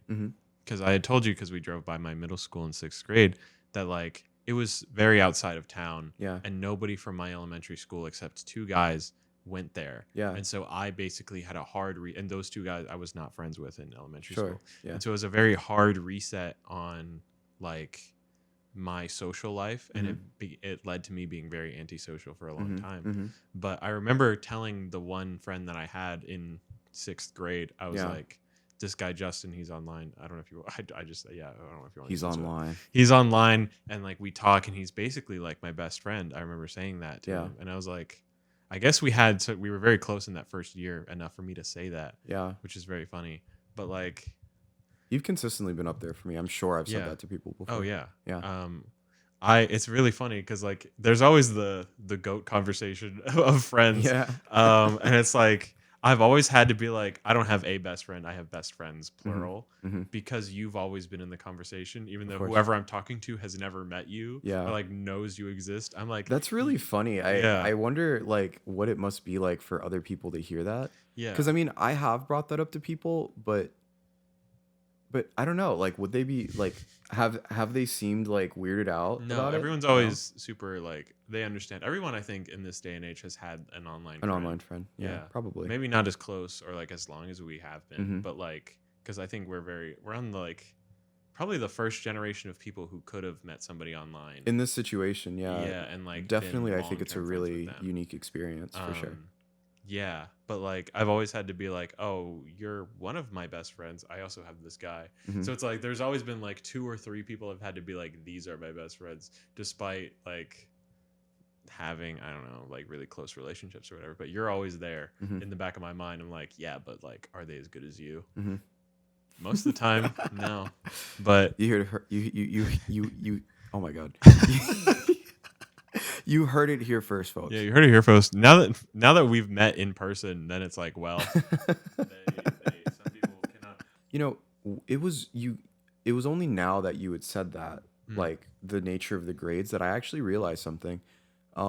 It may have been part of the reciprocation I talked about. Once again, may have been because we were in similar situations. Yeah. So my school district had 2 different elementary schools and then 2 different intermediate schools. I don't know if you guys had intermediate schools. You mean like middle school? Or it was before middle school. No, we didn't have that. Okay, so my elementary school was from K through 3rd grade. And then we had this thing called intermediate school, which was 4th through 6th grade. Wow.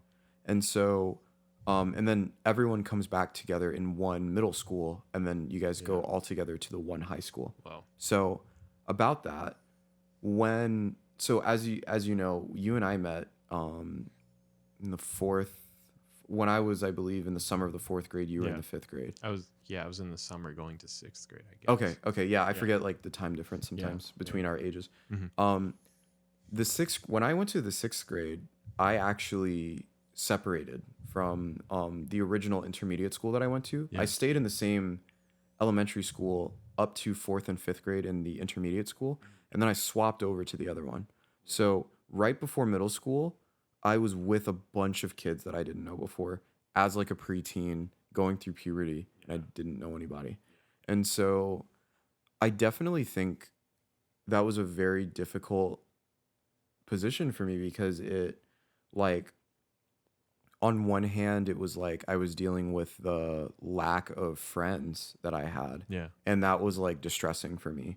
And then on the other hand, I was also like I think I was like looking in on myself because that was when I got really serious, or not serious, but I probably played a bit more like with video games, and like I talked more to like my online friends, the Yeah. people who were still around. Mm-hmm. And then like from my memory recalling, that was how I met those other people I told you about with like the role playing stuff that I used to do.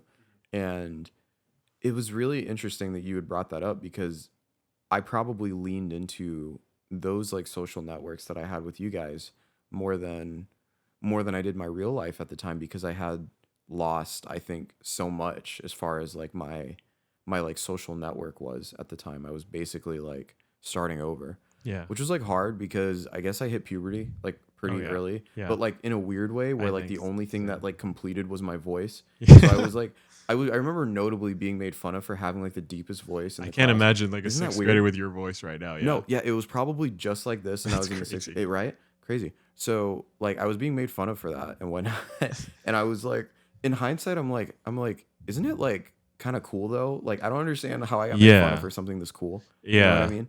Anyway, so I just wanted to say I really like related and empathized with what you just said, Mm-hmm. because I like definitely went through the same thing in a similar time, Yeah. which would explain probably more of my, I think, commitment to our friendship. Yeah, for sure.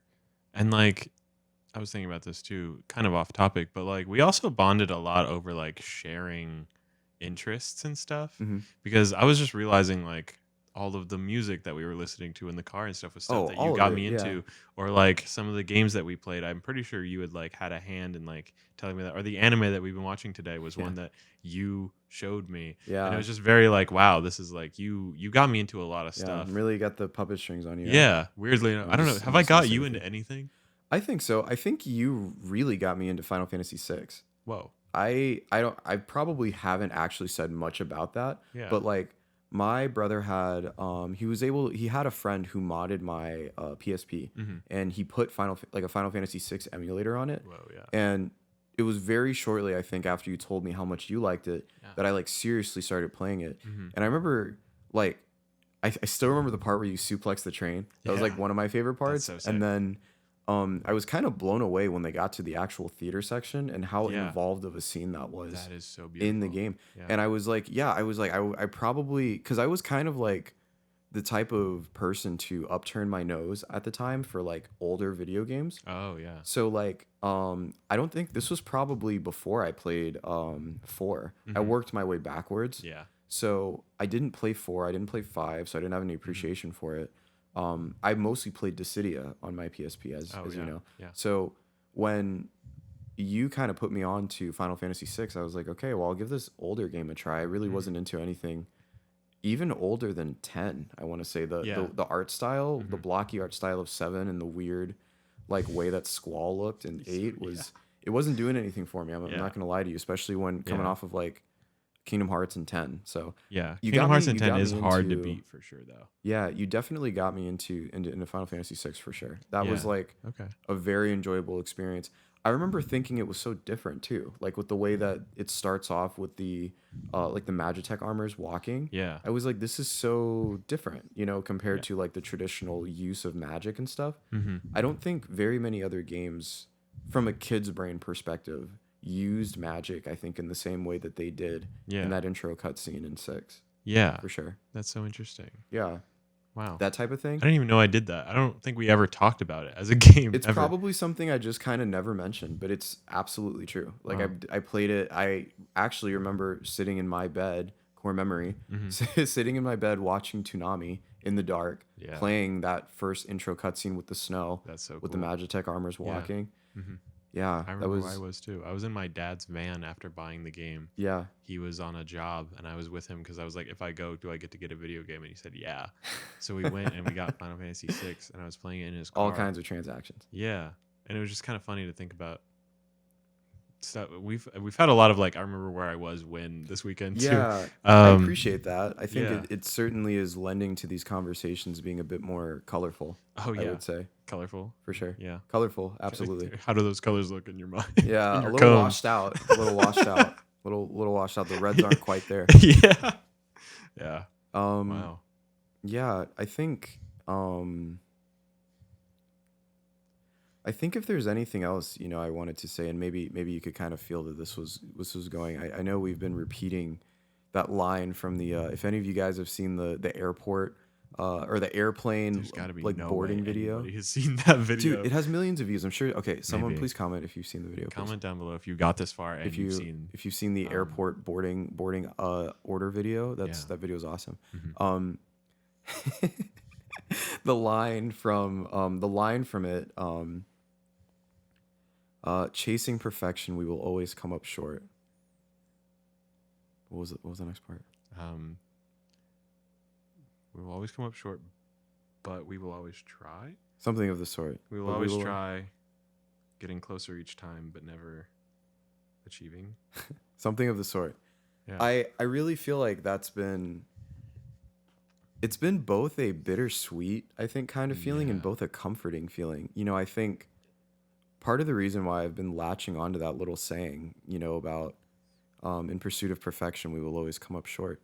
I think it's funny because on one end of things, we were looking for Kuroneko, Nendoroid, 144, looking around that, and even though I was, all but convinced that it would fail and that we wouldn't find it and it wasn't worth it. Yeah. We couldn't find perfection, but we found something almost just as special. Yeah. I want to say, like the fact that I came out of that with a similar enough prize, and in addition, something I was able to share with you, not just the memory, but also something tangible. That was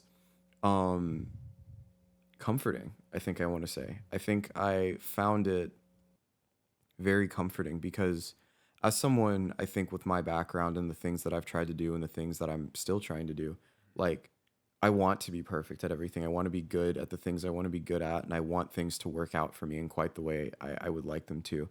But they don't. And I think like the neurotic part of me that wants to viciously rip something and to mold it into exactly what I want it to be is learning to be okay with that.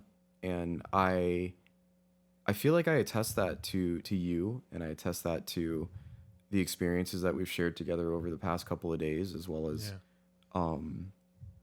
your nature, I think, is more of a easygoing person than me. Yeah. I definitely appreciate how we balance each other out in some ways. You know what I mean? I think we were discussing binging the show, but I don't know if you would have suggested that if it wasn't for the way that that I am. You know what I mean? Yeah. Or perhaps you would have. Well, but I don't even know when that came up. How did we end up binging the show? I don't think it was in our plans at any certainly point. Wasn't. Did we just land and be like, but what if we binged it? I don't remember how that even... Perhaps. It feels like these last couple of days have been a fever dream. Yeah. And like I just like woke up on my couch and we were watching the show.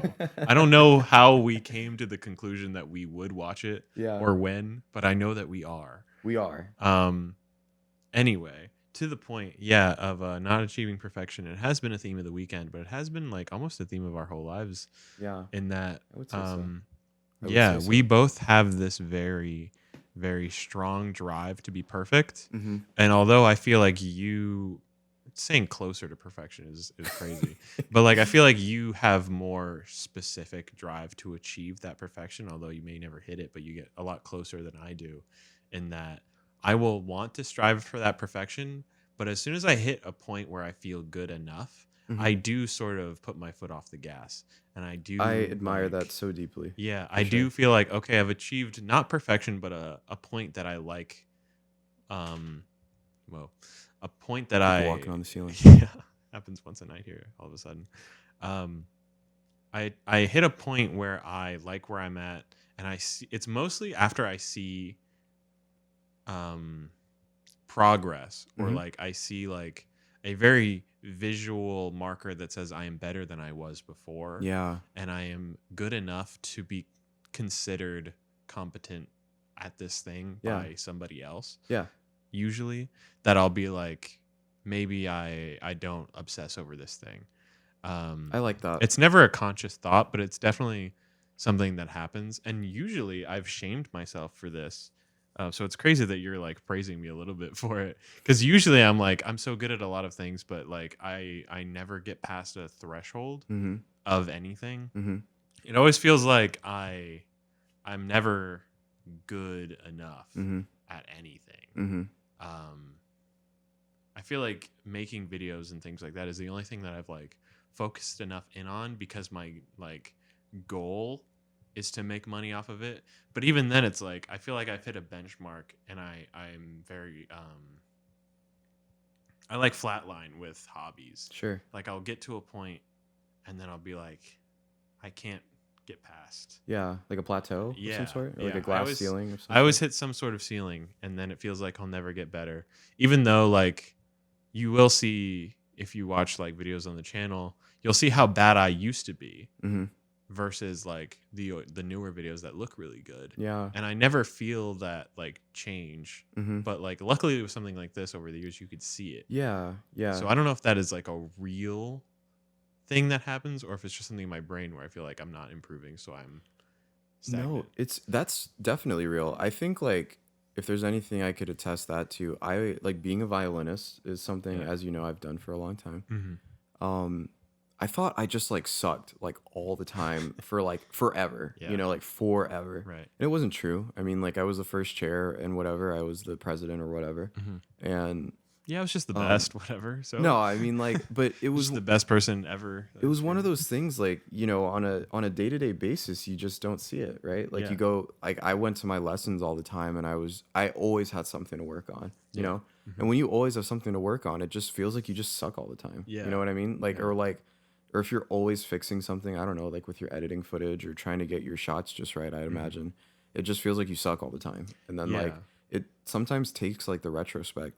I think sometimes I'm like, I look back at photos and I'm like, wow, like immediately I'll be like, wow, I look fat. And then like 5 years later, I look back and I'm like, wow, I look great back then. Yeah. You know? Yeah. Someone took a photo of me in their driveway. Maybe they're listening to this. That'd be funny. But they showed me this photo, I don't know, a year ago. And this photo is from like 6 years ago or whatever. And I was like, that's the thinnest I've ever looked in a photo. Yeah. But I remember at the time being like, I look gross. Yeah, absolutely. Yeah. So it is the same way. It must be like, it's very difficult to like process those feelings, I think, in the moment, and to be proud, you know, like it can be. And so like with that, I feel like, you know, like we may never touch the sky, you know, we may never reach perfection. Yeah, we may never wrap our fingers around the air itself, but the fact that we're reaching is what's important. Yeah. You know? I think it's always good to have that goal. Whether perfection is what am I trying to say? Whether it's achievable or not isn't important, as long as you have like the strive to be the best. Yeah. Because I think being perfect isn't realistic, but being the best somehow is. Because someone is the best at something. Yeah, arguably. And so you can be the best. Yeah. And that's always, I don't know if you can call it a winner mindset, but I've always like admired people who are the best at something. Yeah. And so that's what I've always wanted to be, despite not being the best at probably anything. So. Well said. Well said. Yeah. Crazy. What the fuck? We may never be perfect, but we'll try. Or what is it? Fuck. I don't remember.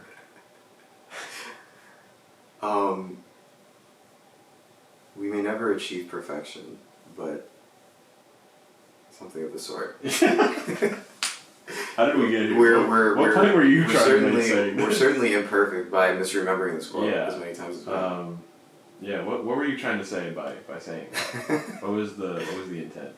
I feel like I just wanted to kind of make the point that like relative to not just this trip, but like our lives, our relationship together, how we balance each other out. Yeah. It certainly is like grounding, I think, in a lot of ways, to have someone who understands what you're going through so intimately, and to bring their own perspective in a way that is absolutely fresh. Yeah, I would say it is interesting too. I remember growing up and like seeing how well you were doing in school, or like how impressive you were at like a thing that you. It's very flattering. Or like how socially, what's the word even? How socially well you were doing with like, you know, girls fawning over you or whatever. You always had everything that I did. This isn't true. These are all hearsay. Yeah.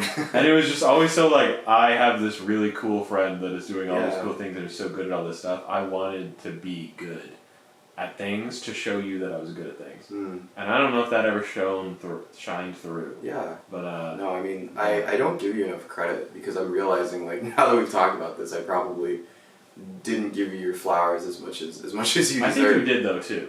Yeah, I always was like, I would show you something I made or whatever, and then you'd always say it was good. Yeah. Or whatever. No, I would want you to think that, because like it wasn't true, but I definitely wanted you to think that.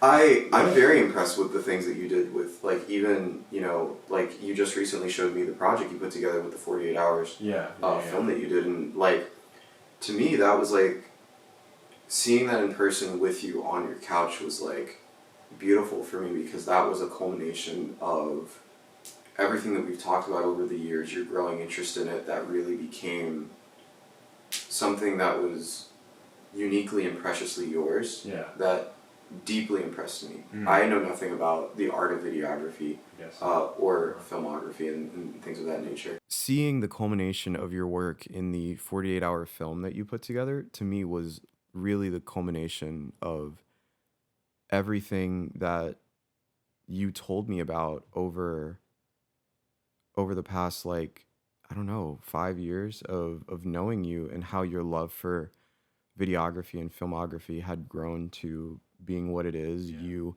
pursuing it in like a professional setting, and it really being something tangible that I could see sitting here with you on your couch.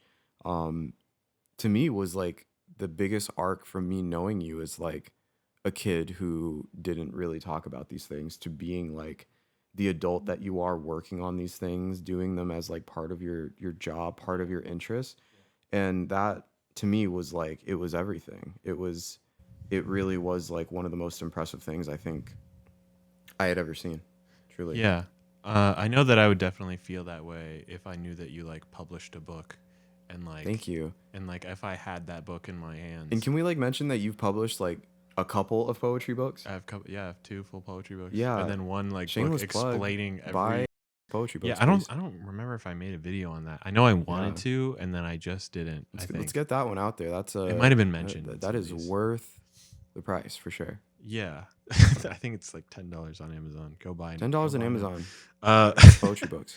No, yeah. Like if you had published a novel or something, I know that I would want to be like the first person to have it and like read through it in like the first night. If I get a hardcover for my first book, I'll make sure that you are you're the first person with a copy. Yeah, I would love to just have that in my hands and probably feel the exact same thing that you felt watching that with me. Yeah.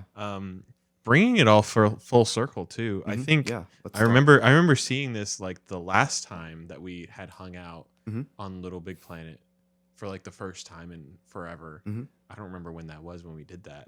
Maybe a couple years ago. But I remember seeing that I had made a level that was me fooling around with the camera angles. And I don't know what year that was, but that had to have been like the start of my fascination with like making cutscenes. Oh, okay. Or like making cameras. Because I remember there's one, it was called Camera Tusk. We didn't go in it, but I remember having that thought and having that conversation with you already. Maybe we should have done it again, because that would have made more sense now. Yeah. I don't know if you remember this. It was like a very vague memory, yes. Yeah. It was like me learning that like you can move a camera and like what the different angles. Did you have like several ones set up where when you went past it, it would show a different angle or something? Yeah, I remember this. So you remember it. And like that, I guess, eventually led into, because I don't know what year that was, but I feel like we had to have stopped playing by 2012.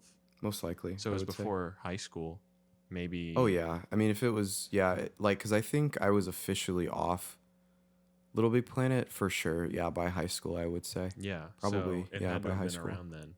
And like I didn't actually get into working a camera until my senior year of high school. Mm-hmm. And so that had to have just been like a thing in the back of my mind. Yeah, like a budding interest Yeah, that that I didn't eventually, fully understand that I had. yeah. Um, Isn't that funny how that works out? yeah, so Little Big Very, Planet very funny. again really contributed to every part of I my life, know, I know. weirdly. Yeah. But I guess that is the point. The point of the game is using your creativity for one thing or another. They really Yeah. had everything: Yeah. photography, videography, music. I really hope the creators, over at Media Molecule who made the game, it isn't lost on them the kind of impact that they possibly had on people's lives with Yeah, the game, because it really shouldn't be understated how special of a game this was. yeah, I think like to many people like who just kind of see it, it's just like another platformer that's kind of goofy and for hmm, kids for sure, but like the way like you could just be so creative in everything that you did, the way that you could really make anything that you wanted to make, it was I feel like a love letter and passion. You know what I oh mean? yeah, From what I know, nobody got paid like making community levels or anything like that in Little yeah. Big Planet. It was definitely everything that anybody did was just a love letter, both to passion, but also themselves. Of Yeah. like you, you and everybody I know who has played this game has become a creative person. Yeah. Probably used this game as an outlet, Of learning what course. they liked. Yeah. Um, and it is very special in that way. And I know that Media Molecule, even still making what's their game I'm not sure. now? Actually, It's you would know better than me if they're making something I right now. forget what it is, but you can. It's basically got like very more in depth tools of using creativity, not through Sackboy, but just in Mm-hmm. general. Like you can make movies and other things in that. I forget what it's called. Yeah. I don't Um, know. I'm gonna This is the if I can look that up while you if you want to fill some time really for quick. sure. Yeah. It's I only mean, 10:45. It's actually not that late. It feels that's much good. later That's than it good to is. hear. Like, how deep in the recording are we? Like 2 hours now, It's roughly. about to be, yeah. Yeah. Yeah. I mean, I think if I had to kind of like fill in anything, I certainly think like Dreams. It's called Dreams. dreams. Yeah. That's really interesting. Now that I think about it, because that's such an interesting title. Because if I recall correctly, it was the beginning of either the first Little Big Planet or possibly the one that they had on the PSP that I don't know if we've talked at all at length about. But No. Right. isn't there some kind of cutscene where it like shows someone Oh going yeah, to with their sleep? like their brain exploding. It's this Yeah, one. You can it's see it at that's the what I start of this thought. video, I think. There's like a kid laying down and it feels like Mm-hmm. all of this is like their dream. Yeah, and so maybe Somewhere. that's like Yeah, it's about little kids sleeping. yeah, and maybe that's like the whole point, right? Like that's kind of what I'm gathering. Like the cornerstone of their whole vision is like that childlike sense of Yeah, like it's a imagination that you could have of like passion and love and things of that nature. And this game easily like overflows my heart with such good happy emotions of purity and whatnot. And yeah. so like makes me really happy to know that they're still working on something that I think is hopefully trying to capture, I guess, that same emotion for people. Yeah. It's really, really special. I hope they continue doing what they're really good at doing. Yeah, I sure hope it's successful. I don't know if it is because I don't think anyone's really talking about it. Mm-hmm. But Yeah. except for the one video that I realized it existed in. But Yeah. Where you found out that it existed. yeah. I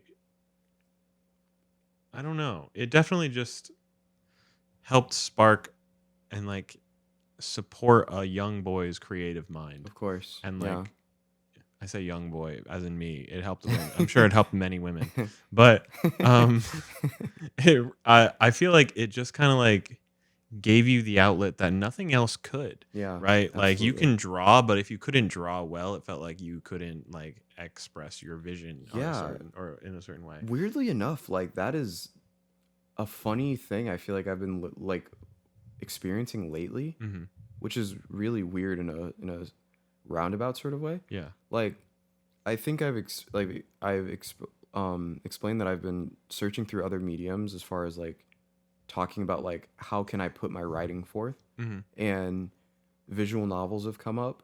Oh yeah. Comics have come up as Mm-hmm. different mediums because that's a bit more accessible to different kinds of people. Yeah. And the truth is like if you can't draw or create in some kind of like artistic sort of way, Mm-hmm. like artistic like in a visual sort of way, Yeah. it's very difficult, I think, to make those work for you as a Mm-hmm. writer. Because I mean, I can't draw. I mean, like, I've drawn growing up, as you know, Yeah. but like, I'm I'm by no means like able to create something just from like imagining it, like an actual artist is, Yeah. right? Yeah. Yeah. Yeah. And so, um, it's one of those things that's like really funny because, Mm. as you mentioned, Little Big Planet did away with those barriers for a lot of people. Yeah. You know, Mm-hmm. like like, I mean, like, look at that guy. He's crazy looking, but that's like the point, you Yeah. know?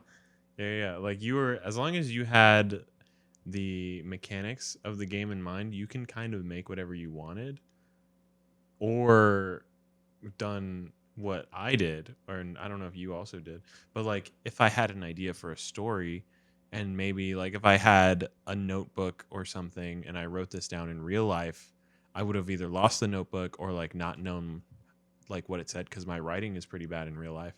Um, or like I didn't have a way to organize my thoughts in such a way because I didn't have a computer, and I think Milanote has helped a lot with that. But like I had to write my story in notes with like very specific like notes of notes of notes, and like I wrote a story, but I also wrote like the stats of every character, and like I had a map in like a different section.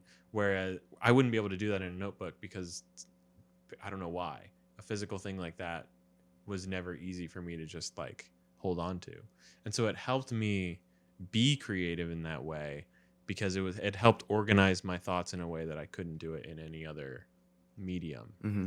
And now I have like a computer and like futuristic technology to help with that. But at the Yeah, time as a child, there's no way I could have had access yeah. to it. I mean, at the very least, like, literally, even if we were talking about nothing else other than the fact, like, writing it in such a way where you aren't confused by just looking at your handwriting, Yeah. like, that in itself is, like, powerful just to keep the ideas there. Yeah. But, like, it's funny, yeah. I remember we looked at that and we compared it to like your Millinote notes, and like Yeah. they followed a very similar Yeah. way. It Hmm. was like it's like you are the same person. I am the same Like, person as I was as a kid. And I remember the first time I saw Milanote, I don't know if it was I was telling you about it. Maybe because I don't know who else I would be saying this to. hmm Maybe hmm or the other guy that you know that has played this game, but who I won't name drop. But like I was like, yeah, it's just like Little Big Planet because like you can put this here and this picture hmm here and this and hmm this and this and like organize notes and like connect them with arrows that you could do like yeah, we have here. hmm And it was just like I was able to organize my thoughts in the same way, and so Milanote was very helpful. yeah, Um, I don't know how we got this to here, but yeah, Little Big Planet was just a tool for creativity yeah, that happened to also be a video game. yeah. Like really, just an amazing like nexus. I think for so much, Yeah. you know, like it wasn't, and I think that like there was a guy I previously worked with. And I'm sort of veering away from the words I was about to say, but there was a guy who I worked with who made a point about how he doesn't like video games and he wouldn't really want his kids playing video games at all. Whoa. Yeah, I was like, it was very like antithetical to me because like um video games weren't just like something I did to pass the time. It was where I met very special people who were Yeah. important to me. It's Hmm. where I learned to like really care about humans and the human experience and things that they're going through. Hmm. It's really kind of what I learned what good writing can look like, Yeah. you know? Hmm. It can make you feel things, it can make you appreciate what you have in your real life more. And I found um his his evaluation of video games to be like woefully reductive. Yeah. It was woefully reductive, I think. It really, even if I had to talk about Little Big Planet, like I'm a better changed person for meeting you, you know, and I think I'm a better changed creative individual for what Little Big Planet allowed me to explore with my creativity. Yeah. I think um even, you know, and not everyone has access to what other outlets you could possibly have. You know what I mean? Like, sure, I mean, you gotta, like, if you already bought a PlayStation for your other kids, what's another like $60 game? Yeah.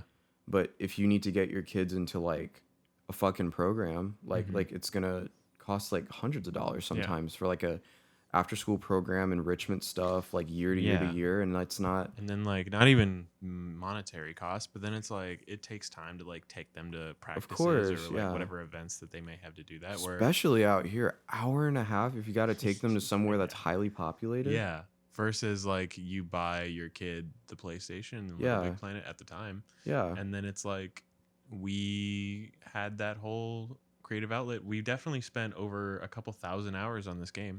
Easily. Easily, 1,000 hours. Easily. I'm pretty sure easily. there's a trophy on Little Big Planet 2 that will like after you've spent I think a full week of time Wow. you get an achievement. That's amazing. So it was and I think that was in the very like early stages of playing the game too. That's not even the half of it. I think it's like I definitely spent over 1,000 hours in this game and the other one total especially, and like that is easier than giving a kid training or whatever. Yeah, absolutely. Teaching somebody. Imagine having to pay for a tutor for each one of those hours. Of course, yeah. I mean, it's Ain't no not fucking way. it's not accessible for a lot of reasons, and so I think because of that, like really, I think nexus is the word that I really like for that. It is a central point that allowed so much self-exploration to happen. Yeah. I think, and that is like it's irreplaceable, you know. Oh, and yeah. so even though I think Little Big Planet as it is completely and utterly like dead and gone. Yeah. The remnants of like what the community was and everything that you could do has probably led other people to have like unforgettable stories like ours. I figure, you know? I don't know of anybody else that has like met somebody through this game and like had what we have, but I'm sure it exists. I'm sure. Yeah, I'm sure. Not completely derailing the conversation Absolutely. or anything, but also like to the point of like getting close to perfection. Creativity, it feels like I didn't have this until I was maybe in high school, but being creative and like being able to write something has been like, especially now that I'm trying to get better at it, it has felt like that is the closest to being my perfect self, because I've been able to get out ideas that like I didn't fully understand before. Yeah. Like Yeah. writing that poetry book or whatever helped me like process a lot of things, because I thought at the time when I was writing it, I was like, oh, this is fun. It's creative. It's easy. That was like the one time that I felt actually creative. Yeah. Because I was like letting myself be. Yeah. And then it made me feel closer to being a perfect person. Yeah. Because I was like, oh, I was actually not the best version of yourself. Dealing with all this shit. Putting it in a different way. And now I'm like, oh yeah, now I'm better because I understand myself better. Better and that was because of creativity. Yeah. I may not be perfect. Absolutely. But I'm closer. But you're closer. Yeah. Absolutely. Yeah. I do agree with that. I think like the self-reflection piece is oftentimes what a lot of people miss, you know? Oh, and being able to reflect on yourself through something like writing or some other creative outlet, it can lead you to understand so much more about yourself than you otherwise would have. Yeah. Like, and not just like other things outside of the world, you know?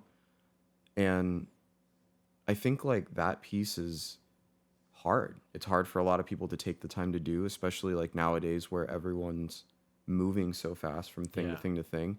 They don't take the time to really do that. And so it's almost like if you were to never like look in a mirror, you know, when you wake up every single day. Yeah. It's like if you never look in the mirror, then you never know where you're going, where you're at, what you look like. Yeah. If you got like a booger hanging out. You know? You don't know that you've aged 10 years. If If you only looked in the mirror 10 years ago. Exactly. I'm sure if I looked in the mirror 10 years ago, I would be very, very, very surprised to see the way that I look right now. Yeah. Oh yeah. Imagine seeing your child self. What would you tell your child self from even 10 years ago? Is that the question? Yeah. Even 10 years ago, what would you tell yourself? 10 years ago. Because 10 years ago must have been a very formative time. Yeah. 10 years ago, I was 16. Yeah. So, What? No. Right? Oh yeah. I was 16. Yeah. Basically. If I had to tell myself something 10 years ago, yeah. it's hard We because can never be perfect. I know that actually surprisingly It feels like that's the what thing. I like might tell myself. I just know that me knowing myself when I was 16, I would not be very pleased with that answer. Oh I would yeah. be like you went back in time 10 years to tell me this. That's what that's what I would say. If Old man. old man, that's like it's like after all this time, that's all you have to say to me. Yeah. No, I probably would say something like that though. Yeah. Invest. No, I'm just kidding. Yeah, I was literally at that same point. I was like, invest in crypto. It's like please I invest guess in something. get Bitcoin 10 years ago. It gets better.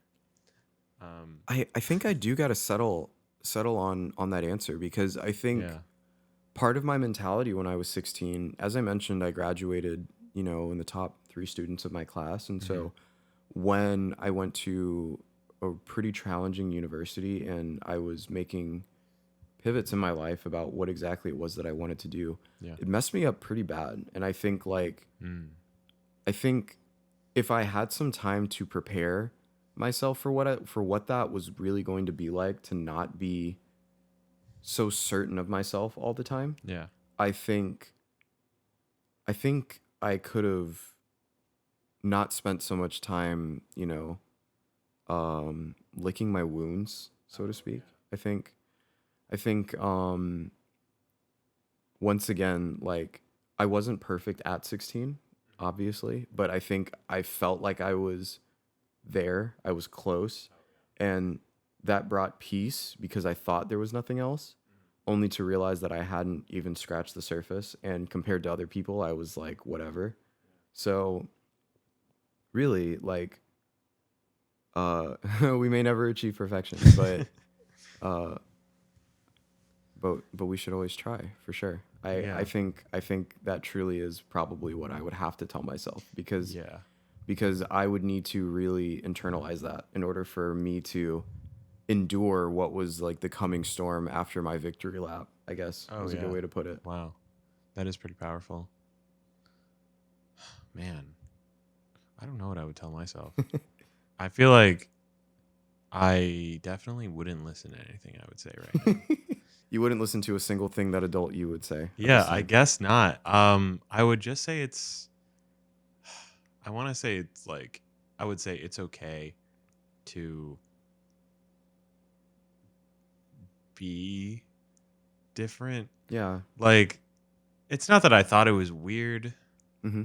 I don't know if being different. This seems wrong. Mm, I don't know what I would say. Hold on. Let's scratch that. sure. That's weird. I don't know why I asked that question if I did not have a good answer for it. Mm. I feel so silly No. because No. I have no idea what I could possibly say. I feel like the same guy. Yeah. I know I'm not. Mm-hmm. I don't even know. Like maybe you know what I would say, especially after this trip. Sure. I keep calling it a trip like I've gone somewhere. Like you went somewhere? Yeah. After this trip, I would definitely say it's like even though you know who you are, that doesn't mean that you can't change. That's a wonderful thing to say. Yeah. Yeah. It feels like something like my style, Yeah. especially, is like it you could see photos from me in Yeah. high school and it's exactly the same. Yeah. Despite me wanting to change, I Yeah. never did. You know? Yeah. And it's just like I think it's okay really to like like that. Yeah. it's okay to change and it's not weird to I think I understand what you mean when you say different now. Yeah. Like I can understand why you got to that word. okay. Different not meaning like different than like the normal, but I guess different as in like being something other than what you are. Yeah. Yeah. Because it's like I feel like I'm very apprehensive to change in Sure. a way Yep. that like even though I know it's normal and change is very like frequent and whatever, Mhm. but it's like I know that if I even me wearing those clothes that I got today, Yeah. I'm going to feel weird for like a while. You might. Yeah. Because even though I know it'll look better and that's what I've always wanted, I'll still be like I wouldn't be wearing this right now. Mhm. And it's going to be so weird. But I know it's what I want Mhm. deep down. Mhm. And it's so strange. Yeah. Yeah. That is a very strange feeling. I can totally agree with that. I think like to your point, change isn't always natural and it isn't always intuitive and it doesn't always feel right at first, but I think that what you did do, you know, like with us getting those clothes that you got, for example, was very much a step in that direction Yeah.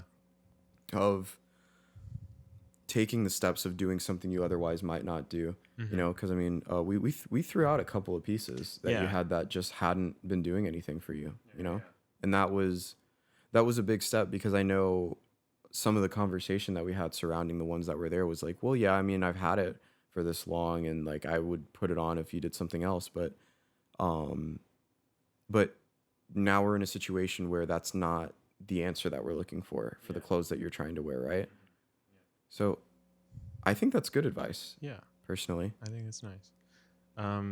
Yeah, you definitely like saw a lot of the clothes in my closet and was like, this is well worn. Yeah. And it's like, yeah, I guess it's because I Yes. have a It lot is of well worn. clothes there's like 2 or 3 things that we're throwing out that I had my senior year of high school. Mm-hmm, And it's mm-hmm, like, that was almost 10 years ago. mm-hmm.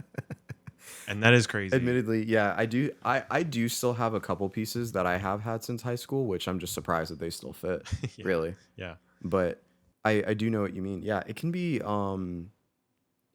like really like a sobering realization to realize you've had some of these things, and like, are they really who you are now?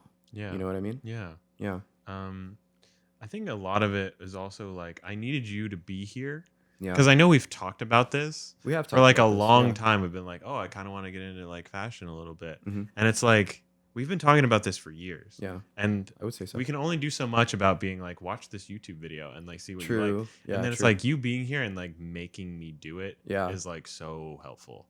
Yeah. I'm happy to be here. And I wish you were around more. And I know Oh. I can't steal you away from your life, but man, I wish I could.